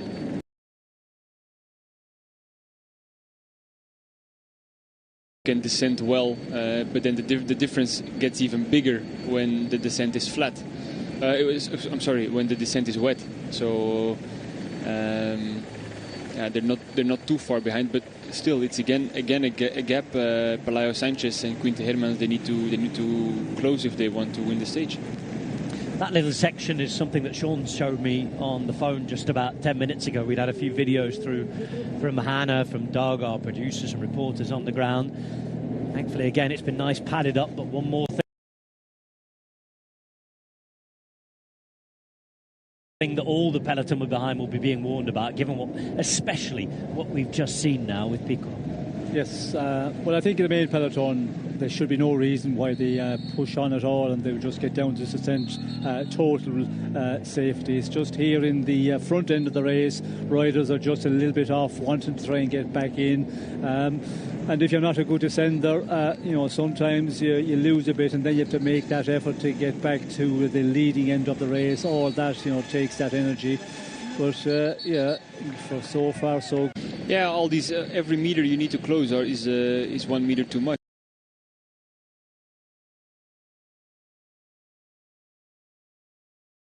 I mean, you would think that the difference is made on the climb, but you can't forget whenever you go up, most of the time you also need to go down. And cycling is a technical sport, but all.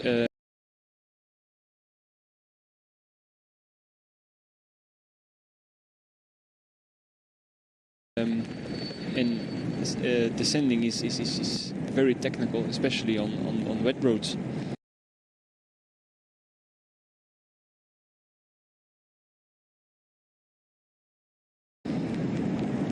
So if you look at it now, I mean, this is, let's say, 10 seconds more or less they need to close. So yeah, it might take a few kilometers to bridge across. Vendrame in front as they go in and out very quickly of Comelians.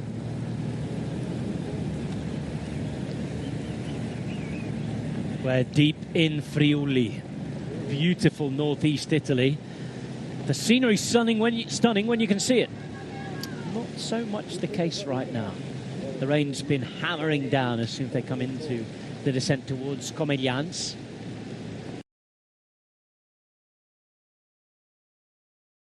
Associated local dialects of that as well. Very close to Slovenia and Austria.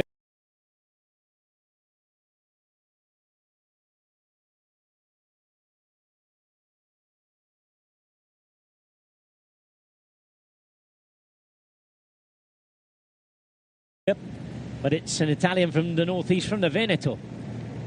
Andrea Vendrame who leads. He's got a handful of seconds now on those chasing him.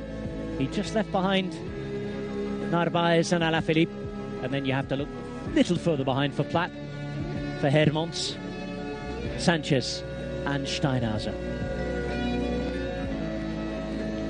Now then, looks as though the 4 chasers are on their way up to Alaphilippe and Narvaez, but out of the picture around the corner at the minute. Andrea Vendrame flew down that last hill. Maarten van der Hooydonk has just been telling our digital viewers about the technical aspect of cycling. Of course, if you don't want to miss any of Maarten's insights or any of King Kelly alongside me and the rest of our team throughout the season, remember to subscribe to Discovery Plus. It's the sole leader with 19 seconds here, Andrea Vendrame. Really striking out for home. We know him as a strong rider with a fast finish this year, and we're going to a former 2-time winner of this race overall. It's Alberto Contador. Estamos en el último puerto del día, Cima We're in the Sapada, final climb of the day, Cima Sapada. 8,3 kilómetros al 8Ks. 4,8. Sí, 4,8 no es muy Yep, duro, pero it's como está claramente 4.38%. diferenciada. Not tough La because the primera first parte, point's que es not too bastante más steep llevadera compared to the last respecto a los 3Ks. últimos 3 kilómetros, It can be crucial creo for que the puede end ser of the stage. determinante, sobre The last todo a la 3Ks hora have de 2.5Ks at 10.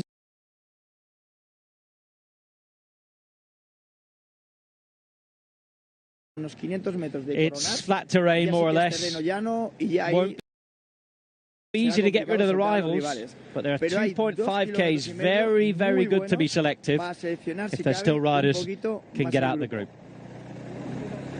Thank you, Alberto. And thanks too to Maarten van Hooydonk. He's finally going to be left with a little bit of lunch. I hope the rest of the crew have left some for him.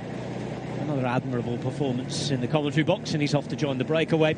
And at the end of the day's stage, the breakaway will be fully formed by Orla, by Maarten, alongside Dan, and of course, our very own Robbie. Sean is with me. Rob, Adam's out there on the motorbike. We've heard from Alberto, Hannah and Anna's, Andrea, and the rest, alongside Edith on the ground. And this is the group of riders vying for the stage win. 19 seconds from Vendrame to this quartet. 9 seconds to the pair chasing him. You can forget about these guys for the stage win, but they're all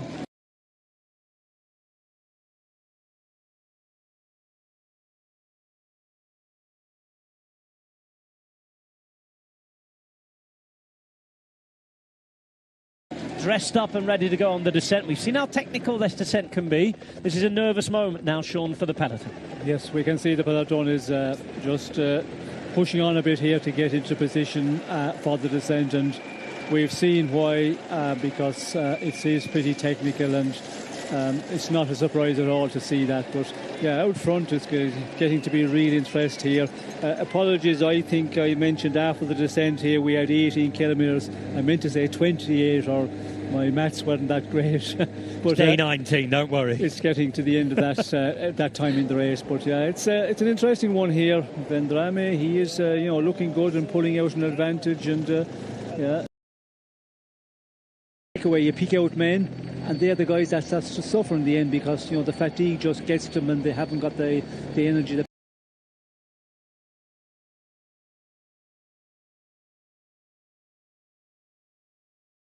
Power at the end of the day. Vendrame and the gap starting to melt away and be washed away by this rain. Taking something on board, whatever he can. Hermans, the one who's been distanced. Going south, he's still travelling north with the rest of them.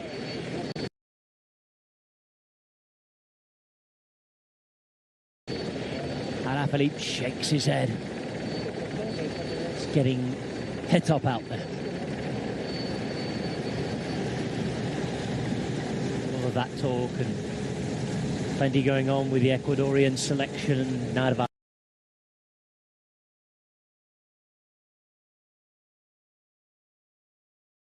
Yet again has responded well, hasn't he? And we see Narvaez, we see his right hand side there, just a little bit of a mark on the shorts, and we see the speed that he was going when he went down, and he can. Line was on a par with that. It certainly was. He was back on the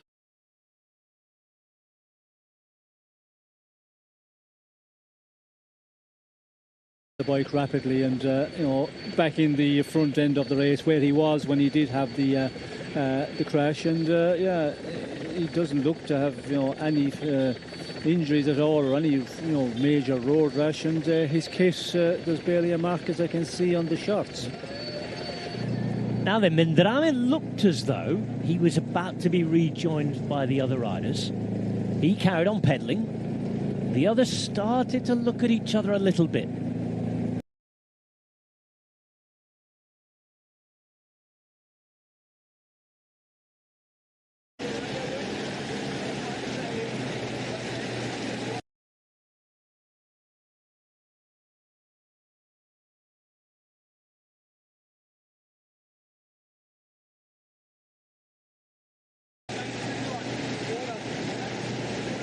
Some water.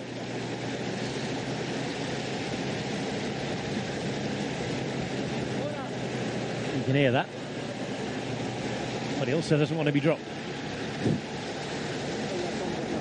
Well, a little bit of a sticky battle here now, and you'll be back on the last wheel of Alaphilippe here in this group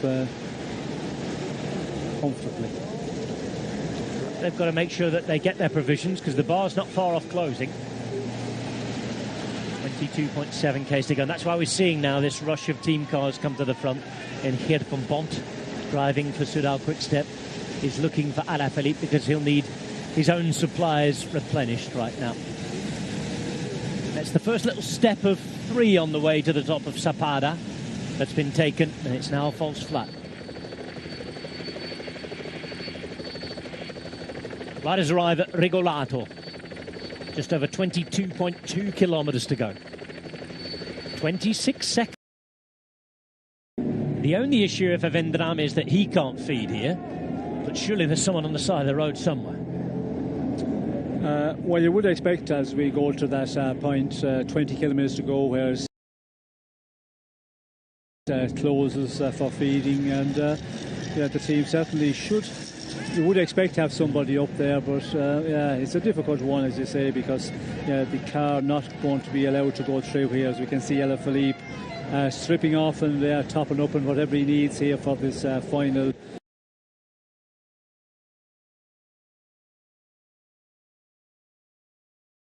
Uh, 20 plus kilometres. And up just to apologise to his sports director there, who had to swerve the narrow point. Gap at 30 seconds, though. They all need sustenance here, but they need to keep an eye on the gap. As Alberto Contador was saying, this is not the hardest climb in the world. There is that very nasty section close to the top, though, that is very steep and irregular.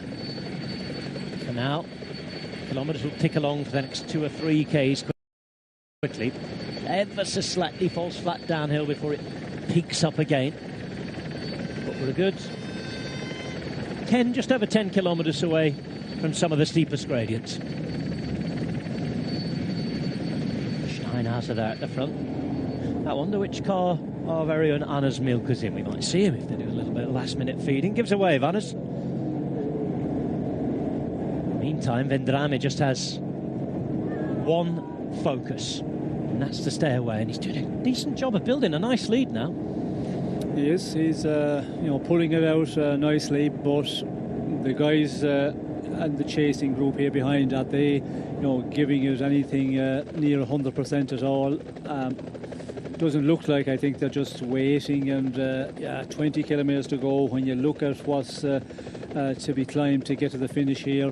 You know, I'd not be surprised that the gap could be growing out. Or are they starting to suffer as well from the efforts they have put in? That is the question. But yeah, you cannot leave it grow that too big an advantage, like 40 seconds, 45 seconds. I think they would be starting to worry about it then. If you're a rider who's feeling good at this point, you want to get the others to contribute with you, to continue riding behind and share the pace setting in the chase here, and not allow this man to get out to an advantage which, yeah, if you're feeling really good, might be very difficult to close if it's too big. And that, Anis, dearie me.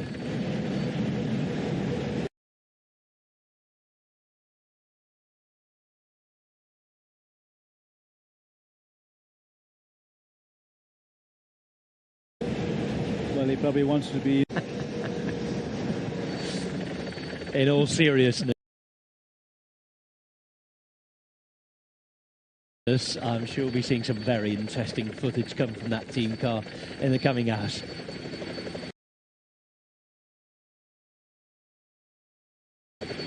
Just under 20 kilometres to the finish of stage 19. It's been a frenetic, fascinating, fast Giro so far. Before today, 42.4 kilometres per hour. The fastest ever Giro d'Italia recorded so far to now. The fastest ever came 11 years ago. Last little bit of feeding if they can. And we're hearing that it's slowed down so much here that Hermans is on his way back.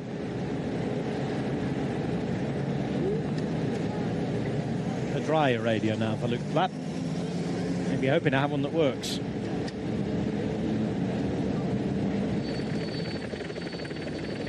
"48 seconds. They're going to have some chasing to do." Alaphilippe is trying to make sure he keeps it going. Flat thumbs up so he can hear the orders coming through. Provided they survive the onslaught of the race cars. Peloton are down safely from that descent, which is good news. They're travelling at a delay of almost 14 minutes now, led by Miguel Biao. No panic. If you're just switching on and wondering what's happened, 19 riders were up the road today after a fight that lasted almost half of the stage distance. It was fascinating. If you're a subscriber to Discovery Plus, or if you're watching in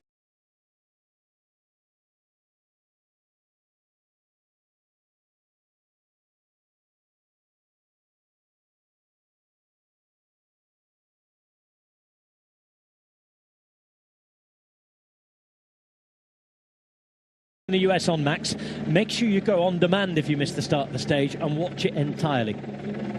It really is worth the watch. And if you're not, of course, what are you waiting for? Discovery Plus in Europe, joining our viewers on Max in the USA.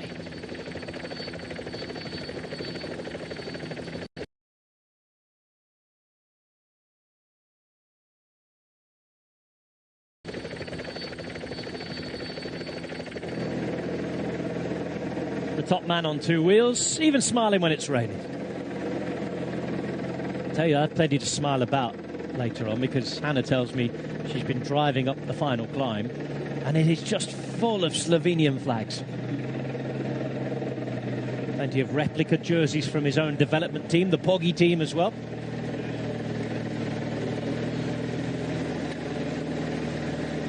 "38 Grand Tour leaders jerseys now for Tadej Pogacar.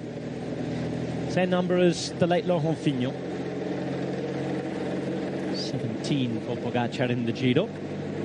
And if you know your history at this finish, Sapada, you'll know of the episode involving Vicentini and Roach in 1987.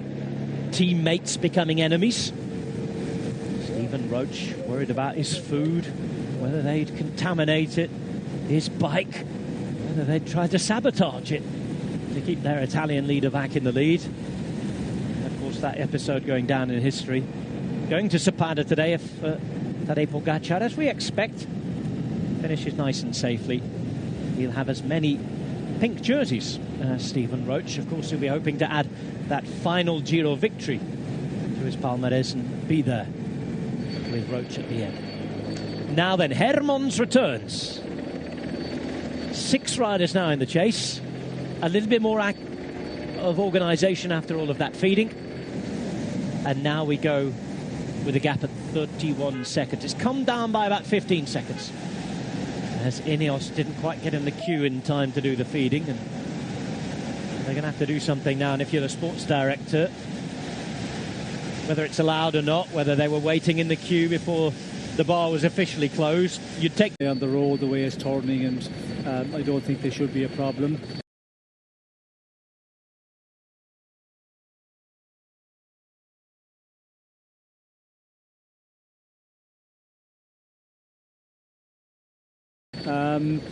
But we can see there, you know, they are a little bit of urgency, but we can see also the climb here.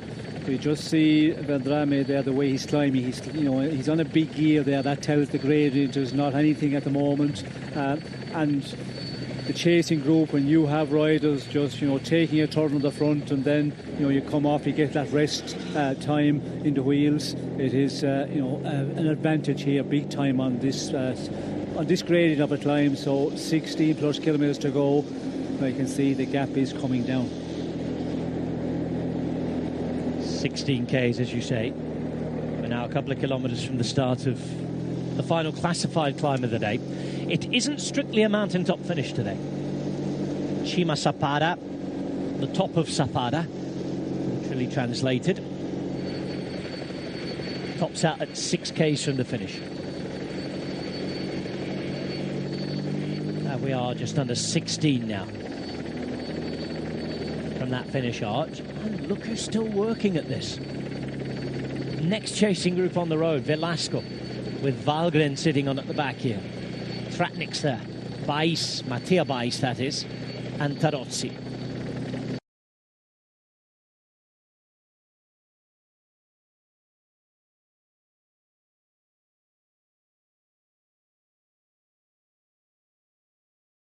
Might be a feeling, you know, that bit better 10 kilometres earlier, but as you go later into the race, we could see some of those riders starting to tire, and the guys that were in difficulty earlier and in this chasing group behind the Alaphilippe group, you know, they might start to feel a bit better as we go on. And that's bike racing. You have to just, you know, do the things that you normally do, but you also have to keep your head, keep your focus, and you go through bad points during the day, and it's all about, you know, just keep your focus.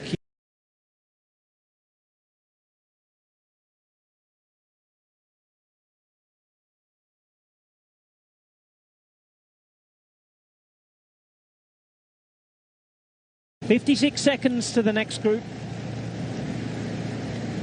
So Vendrame has extended his lead.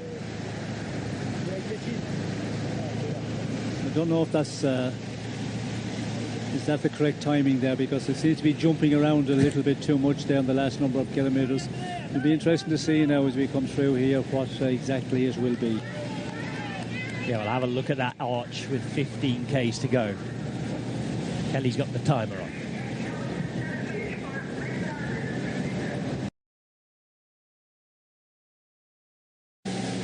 Again, we will see. Ah, it might be right. You can see the arch up ahead. They are not there yet. Well, wow. It is quite a big advantage there. Yeah, it looked like that he is starting to pull out here, and we can see there when we come back to this this group.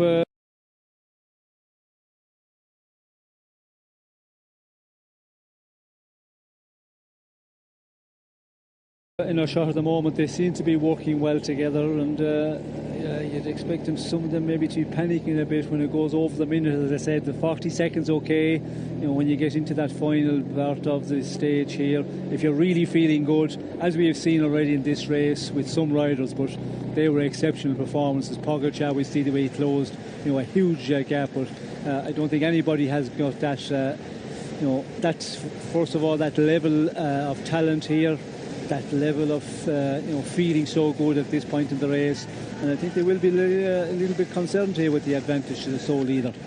Steinhauser's concerned enough to try and go on his own. We had a little hint from Alaphilippe that it was time to get things going again as he put a big turn in through there. Narvaez now onto the wheel of Steinhauser and a reactivation of this group, and my does it need it, because yes, that time gap is right. They're travelling at over a minute back. The next group aren't as far away maybe.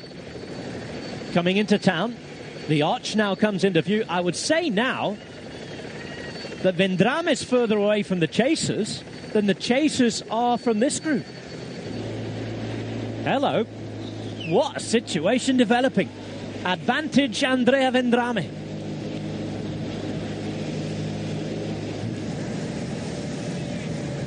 This is a breakaway years. Most of the names at the front of the race have won at the Corsa Rosa in the past. Luke Plapp is here on debut and wants to take something. Quinten Hermans is yet to manage it as well. But all of these other names at the front of this race have done it. Same with Vendrame, a winner a few years ago. He's 1 minute and 3 seconds in front of this group that got together, that was working nicely, that split up on the descent, and has now given their man a head start. On to Cima Sapada, 8.3 kilometres, 4.8% average, 15% of a maximum gap. A maximum gradient, I should say. We're thinking gaps all day.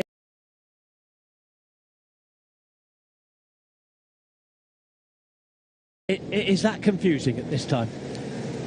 And Hermans, who had to really put the hammer down to get back, is showing that his tank isn't quite as full. No, he's been suffering already quite a number of kilometres further back here, and he's starting to suffer again the moment it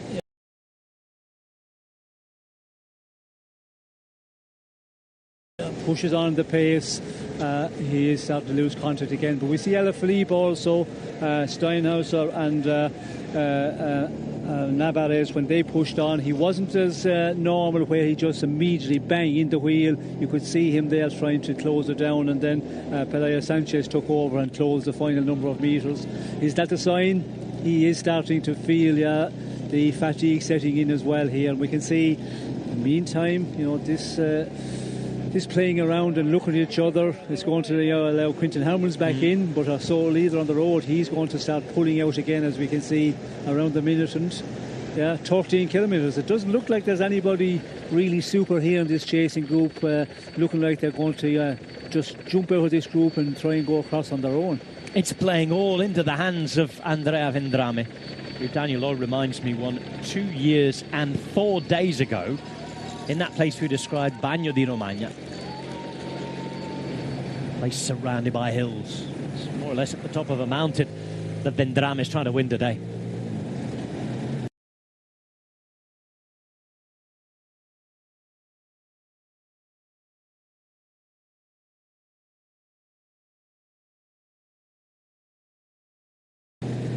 Italian rider from the Veneto.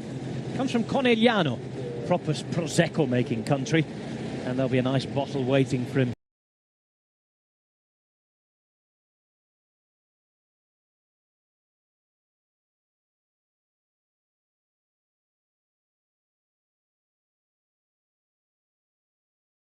He's that style of rider, but yeah, it's a little bit cat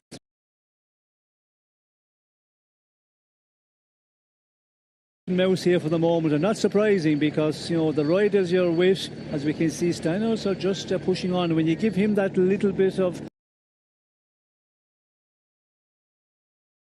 10 seconds an advantage, the power he has got.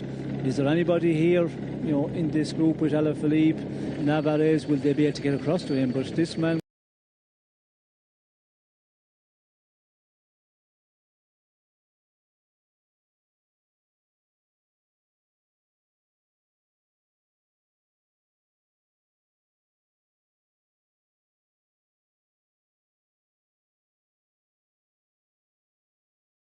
we did see it already in this race. He is super powerful. Alaphilippe starting it again, the one-time emblem of the team. Evenepoel is now the poster boy, but yesterday it was the man with the most wins that took their 35th stage win down the years at the Giro Sudal.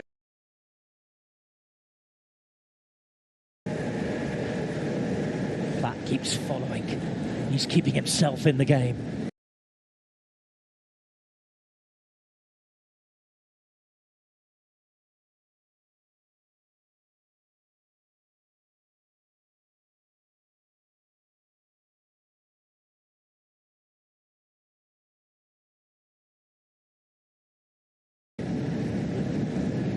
Steinhauser a little further ahead. 108 here. A few more 100 metres tick away and the gap still doesn't come down. The key is, what's Vendrame going to have left once we get to those 12-15% gradients? That's the terrain where we're going to get the truth told. Yes, that'll be the true picture at the end of this very difficult day. But yeah, we can see Steinhauser is just hanging out there. In the meantime, our three chasers, one goes to the front, gives a good pull, and then there's a little bit of waiting who's going to do it. So everybody is pretty much on the limit here, as they say, and it's going to be the question of Vendrame. Has he got it to continue all the way? 3.4 to the top of this climb here. Then it goes downhill for quite a bit and kicks up to the finish a little bit. But if he can hold anything around the 40 seconds to the top of this climb, well, then he should be able to go all the way. Andrea Vendrame through the biathlon course. He's ready to take a second shot at Giro glory. He's being chased, though, by a man who's going to have a second shot in just a few days. Georg Steinhauser lines up his aim. Rides through the range. Can he hit the target? He's got 1:07 to close if he's to do that. Alaphilippe never will ever give up.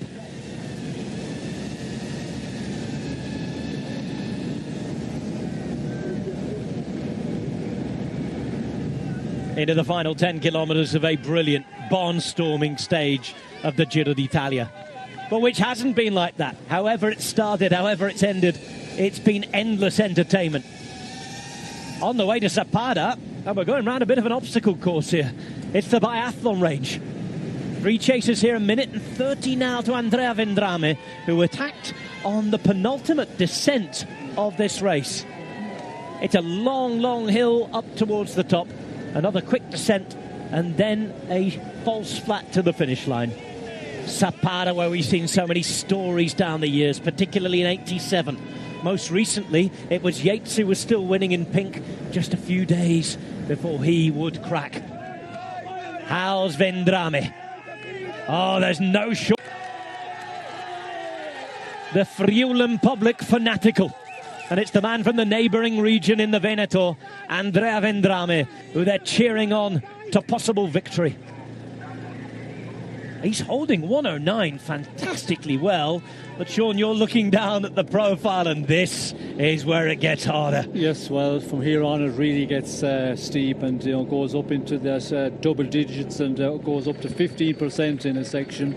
But he's looking good here. We can see the man who was chasing him, Steinhauser, he looked like that he was going to ease into that advantage of Vendrame, but yeah, it's not happening. And we can see Pelea Sanchez is just slowly coming across to this man from the EF Education, and yeah, we can see behind as well, they're just, everybody is fighting with their bike to try and get back into the front end of the race. This is a real drag race to the final here. Everybody is, I think, keep your head, and yeah, mentally the stronger ones, yeah, that's what you've got to have here, and everybody seems to have got it. But those guys, even though the new guys coming into it, those are the things they've got to be able to do, and they have been doing coming up through their career, but this is a bigger test for some. Pelea Sanchez is the man of the race from Movistar. Narvaez. He's been Ineos' main man in terms of stage winning. On the opening day, wore the Maglia Rosa. The only man apart from Pogacar to pull on the famous jersey. Alaphilippe back to winning ways. Is it the second coming of a cycling star? And yet another demonstration of how Decathlon Ajudas à la Mondiale are going this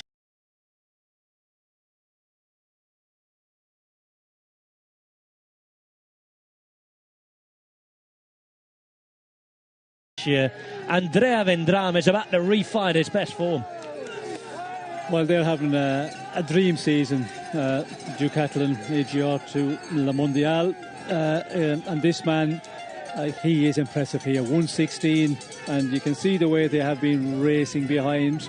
You know, they did play around a bit when it went to that 30-40 seconds, but from that point, you know, they have been pushing on, and they haven't been able to, you know, pull back this advantage. And yeah, this is looking like a one where I feel he's going to go all the way here. I thought on the more difficult part, he has another, 1.7, which is a difficult section, but he looks good. And when you look at the guys who are chasing, you know, there's nobody really looking like they're really, still really good in this final. So it's not going to come down, I don't think. 118, 119 at the moment, as we can see.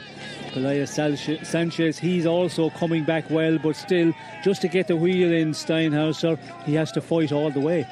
Well, the last 6 kilometres or so really suit Vendrame's characteristics. It's that false flat, first down, then uphill. And he's got the worst part of the gradient out the way here. The 15% has come and gone.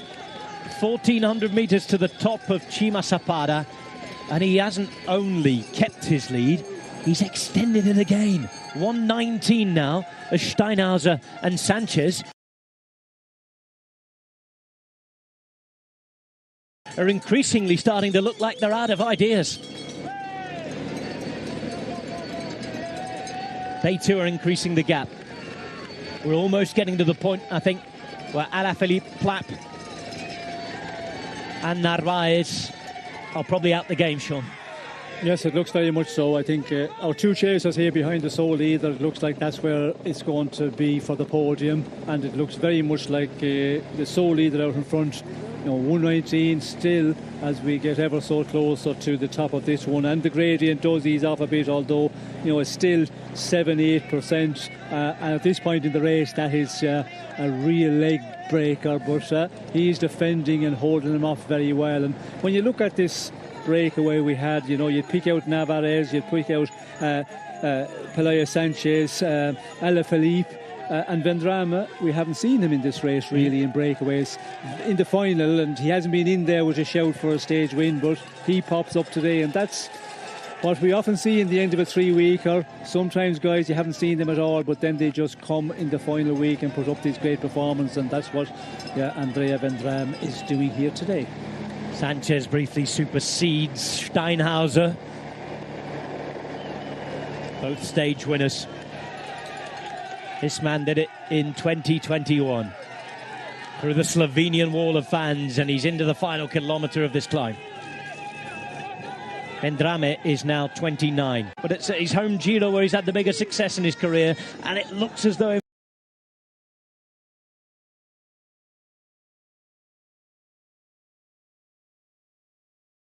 he might have it again. Yes, well, Amstel Gold Race is a difficult race, but nothing like what we've had here today. Those climbs, the long ones, but he is certainly managing this very well here. And 112 at the moment, and we can see Pelaya Sanchez, really pushing on here to get rid of this man, Steinhauser.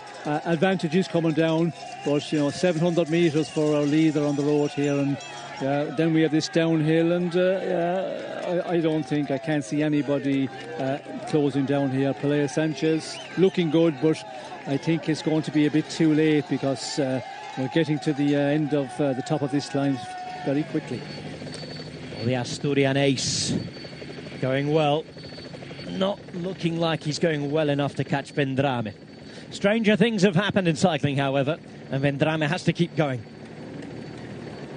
He's had to be patient, hasn't he? Looking for the second Giro stage win, and well, he has it. It's a bit of a virtue.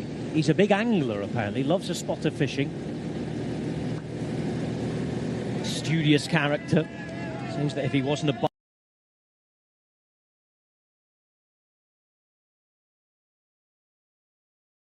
bike rider, he'd be a hydraulic engineer. Tell you what, not easy to engineer this win.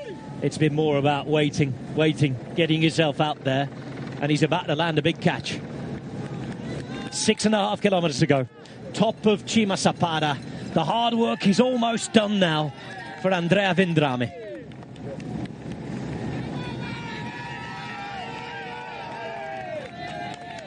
and Decathlon de Sala Mondial look like they're about to do it for the second time in this race.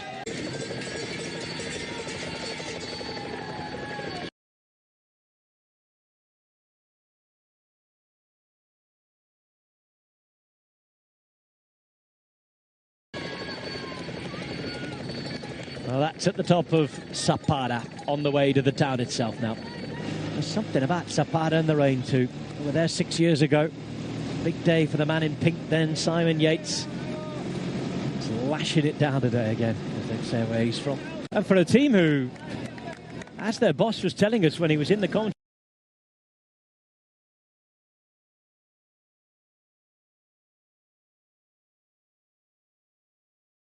box with us the other week, they've put everything on the Tour de France. They're not having a bad Giro, are they? EF Education Easy Post. Well, I think Jonathan Walters was saying stage hunting is what they were going to be going for. And when you look at the list of riders, and they did, try that many times in the Alaphilippe, but didn't work out for them. But what a turnaround it has been in the second half of this race. They're really having a great Giro, and when you get a stage win, of course, as we heard from Matty Bretchel, that makes it. And I think Steinhauser is on cloud 9, because this race, he's really stood up here, and we talked about him as a big potential, and he has proved it here. Into the final 5 kilometres for a man who realised his potential already at the Giro. But it's a repeat success he's aiming for. Sort of hard stages made for the breakaway fighters. And he's going to do it again. Such a difficult stage to win today, Sean. First you had to get in the breakaway. Then you had to beat the likes of the former world champion, national champions here, stage winners at this Giro.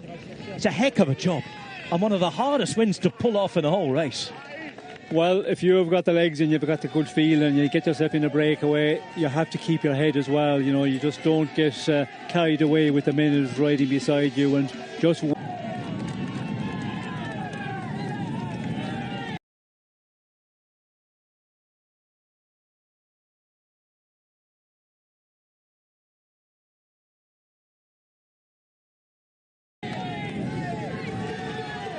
Andrea Vendrame is on his way to victory. Over a minute of a lead on riders he left behind on a descent. At the bottom of the descent, they could see him. It was a handful of seconds, 7, 8 or 9 at one stage. But they needed to feed, they needed to regroup. The gap was half a minute, and suddenly, as this man ploughed on, it was bigger than a minute. He snuck away. He's kept the gap, and despite some of the best young talent in the world furiously putting down their power on the pedals, they cannot get near him. Been a big boxing match since the start. Left jabs, a couple of swings from the right to try and get in the breakaway. Some were knocked down, they got back up. But the killer right hook spin landed by this man, while the rest weren't really even looking. 3 kilometres to go. The hardest part out the way. Sanchez aiming for second. Steinhauser has him in his sights. Next group at 2:24. By the way, we haven't forgotten about the Mayarosa group. They're over a quarter of an hour down, and I trust our television directors will alert us if there are any moves on their way up Cima Sapada.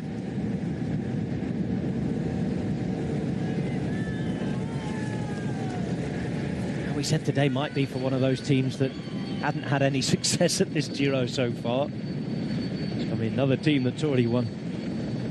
Decathlon can't stop winning. They're getting riders going again. Vendrame, not as if he'd gone off the boil, but a little quieter maybe than all the noise he made when he made that fantastic 2021 season. Sean, your compatriot Sam Bennett was back last week with 4 stages and putting a pink jersey of his own on in his best Poggy impression over in Dunkirk. And Vendrame seizing his chance here, and it's going to be a second stage win at this Giro for a French team who never used to do much in this race, but they've ripped this one up. Yes, they have, and not only this one, as you say, Rob, you know, they have had a super season right from the beginning, winning races, and there's riders coming back like this man. You know, we didn't see a lot of him for a while, and now he comes back and wins this big stage against, you know, big riders. And yeah, Sam Bennett, of course, in Dunkirk as well, getting back to winning ways. And sometimes when the team starts winning, everybody just gets, you know, that morale boost, and it just seems to go on from there. And that's certainly the case for, you know, Decathlon. They have been, you know, having a dream season, and it's just going on, and better it's getting. Does he realise it yet? Get him under that flamme rouge. It's pain at the minute, and I'm sure that is about to turn to a smile. They'll be telling him the pain's almost over, the Giro's almost done for you, and it is going to be a massive success.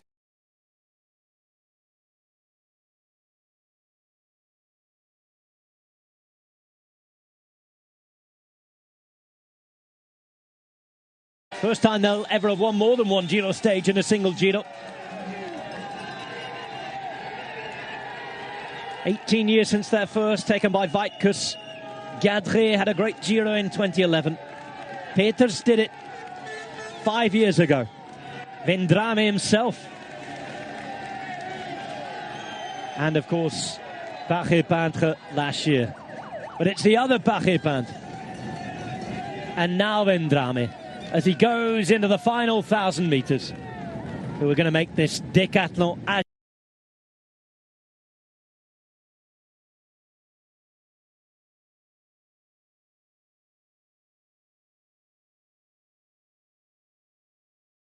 La Mondiale's best ever Giro d'Italia.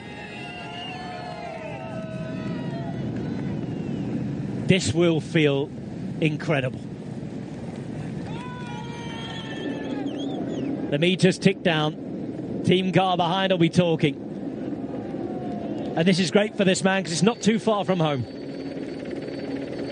We're just about in Friuli here, but it's almost right on the border with Andrea Vendrame's native Veneto.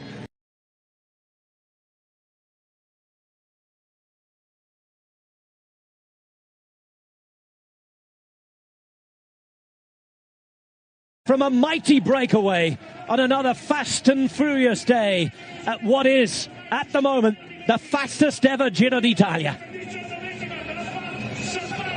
Andrea Vendrame for Decathlon Age de La Mondiale, again at the Giro d'Italia.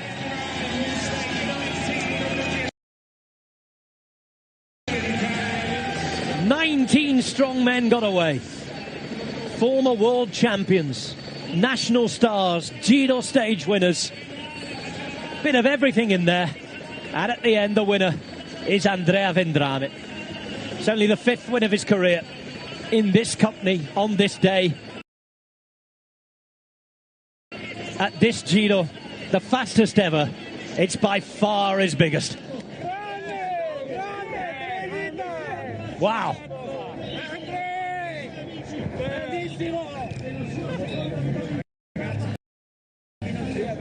What emotion. It's another great second place for Pelayo Sanchez. And if you didn't know much about him before, you do now.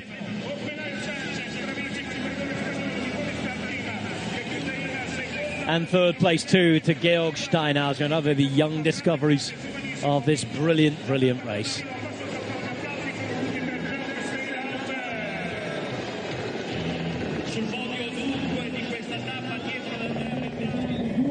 But it all goes to Andrea Vendrame.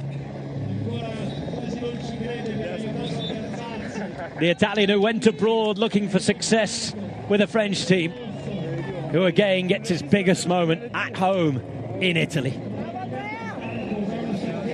Bravo.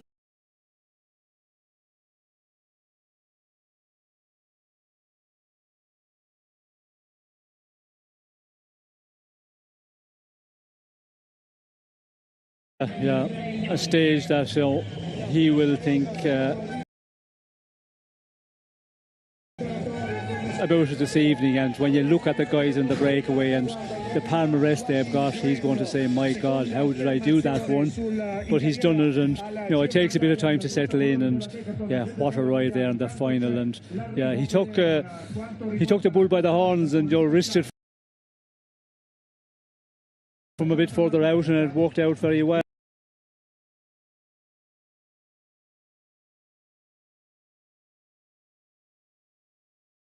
And the riders we have here, those riders coming in, a lot of them were starting to suffer. And I think they were watching each other as well. They were marking each other, waiting. Alaphilippe, Navarez, Pelaya Sanchez, and in the meantime, this man got enough of an advantage, but held on so well. Great ride from Luke Plapp. We know he was suffering with illness. Hat off to you, sir. And Narvaez again showing the Ecuadorian selectors why he should be the man to defend their honour at the Olympic Games.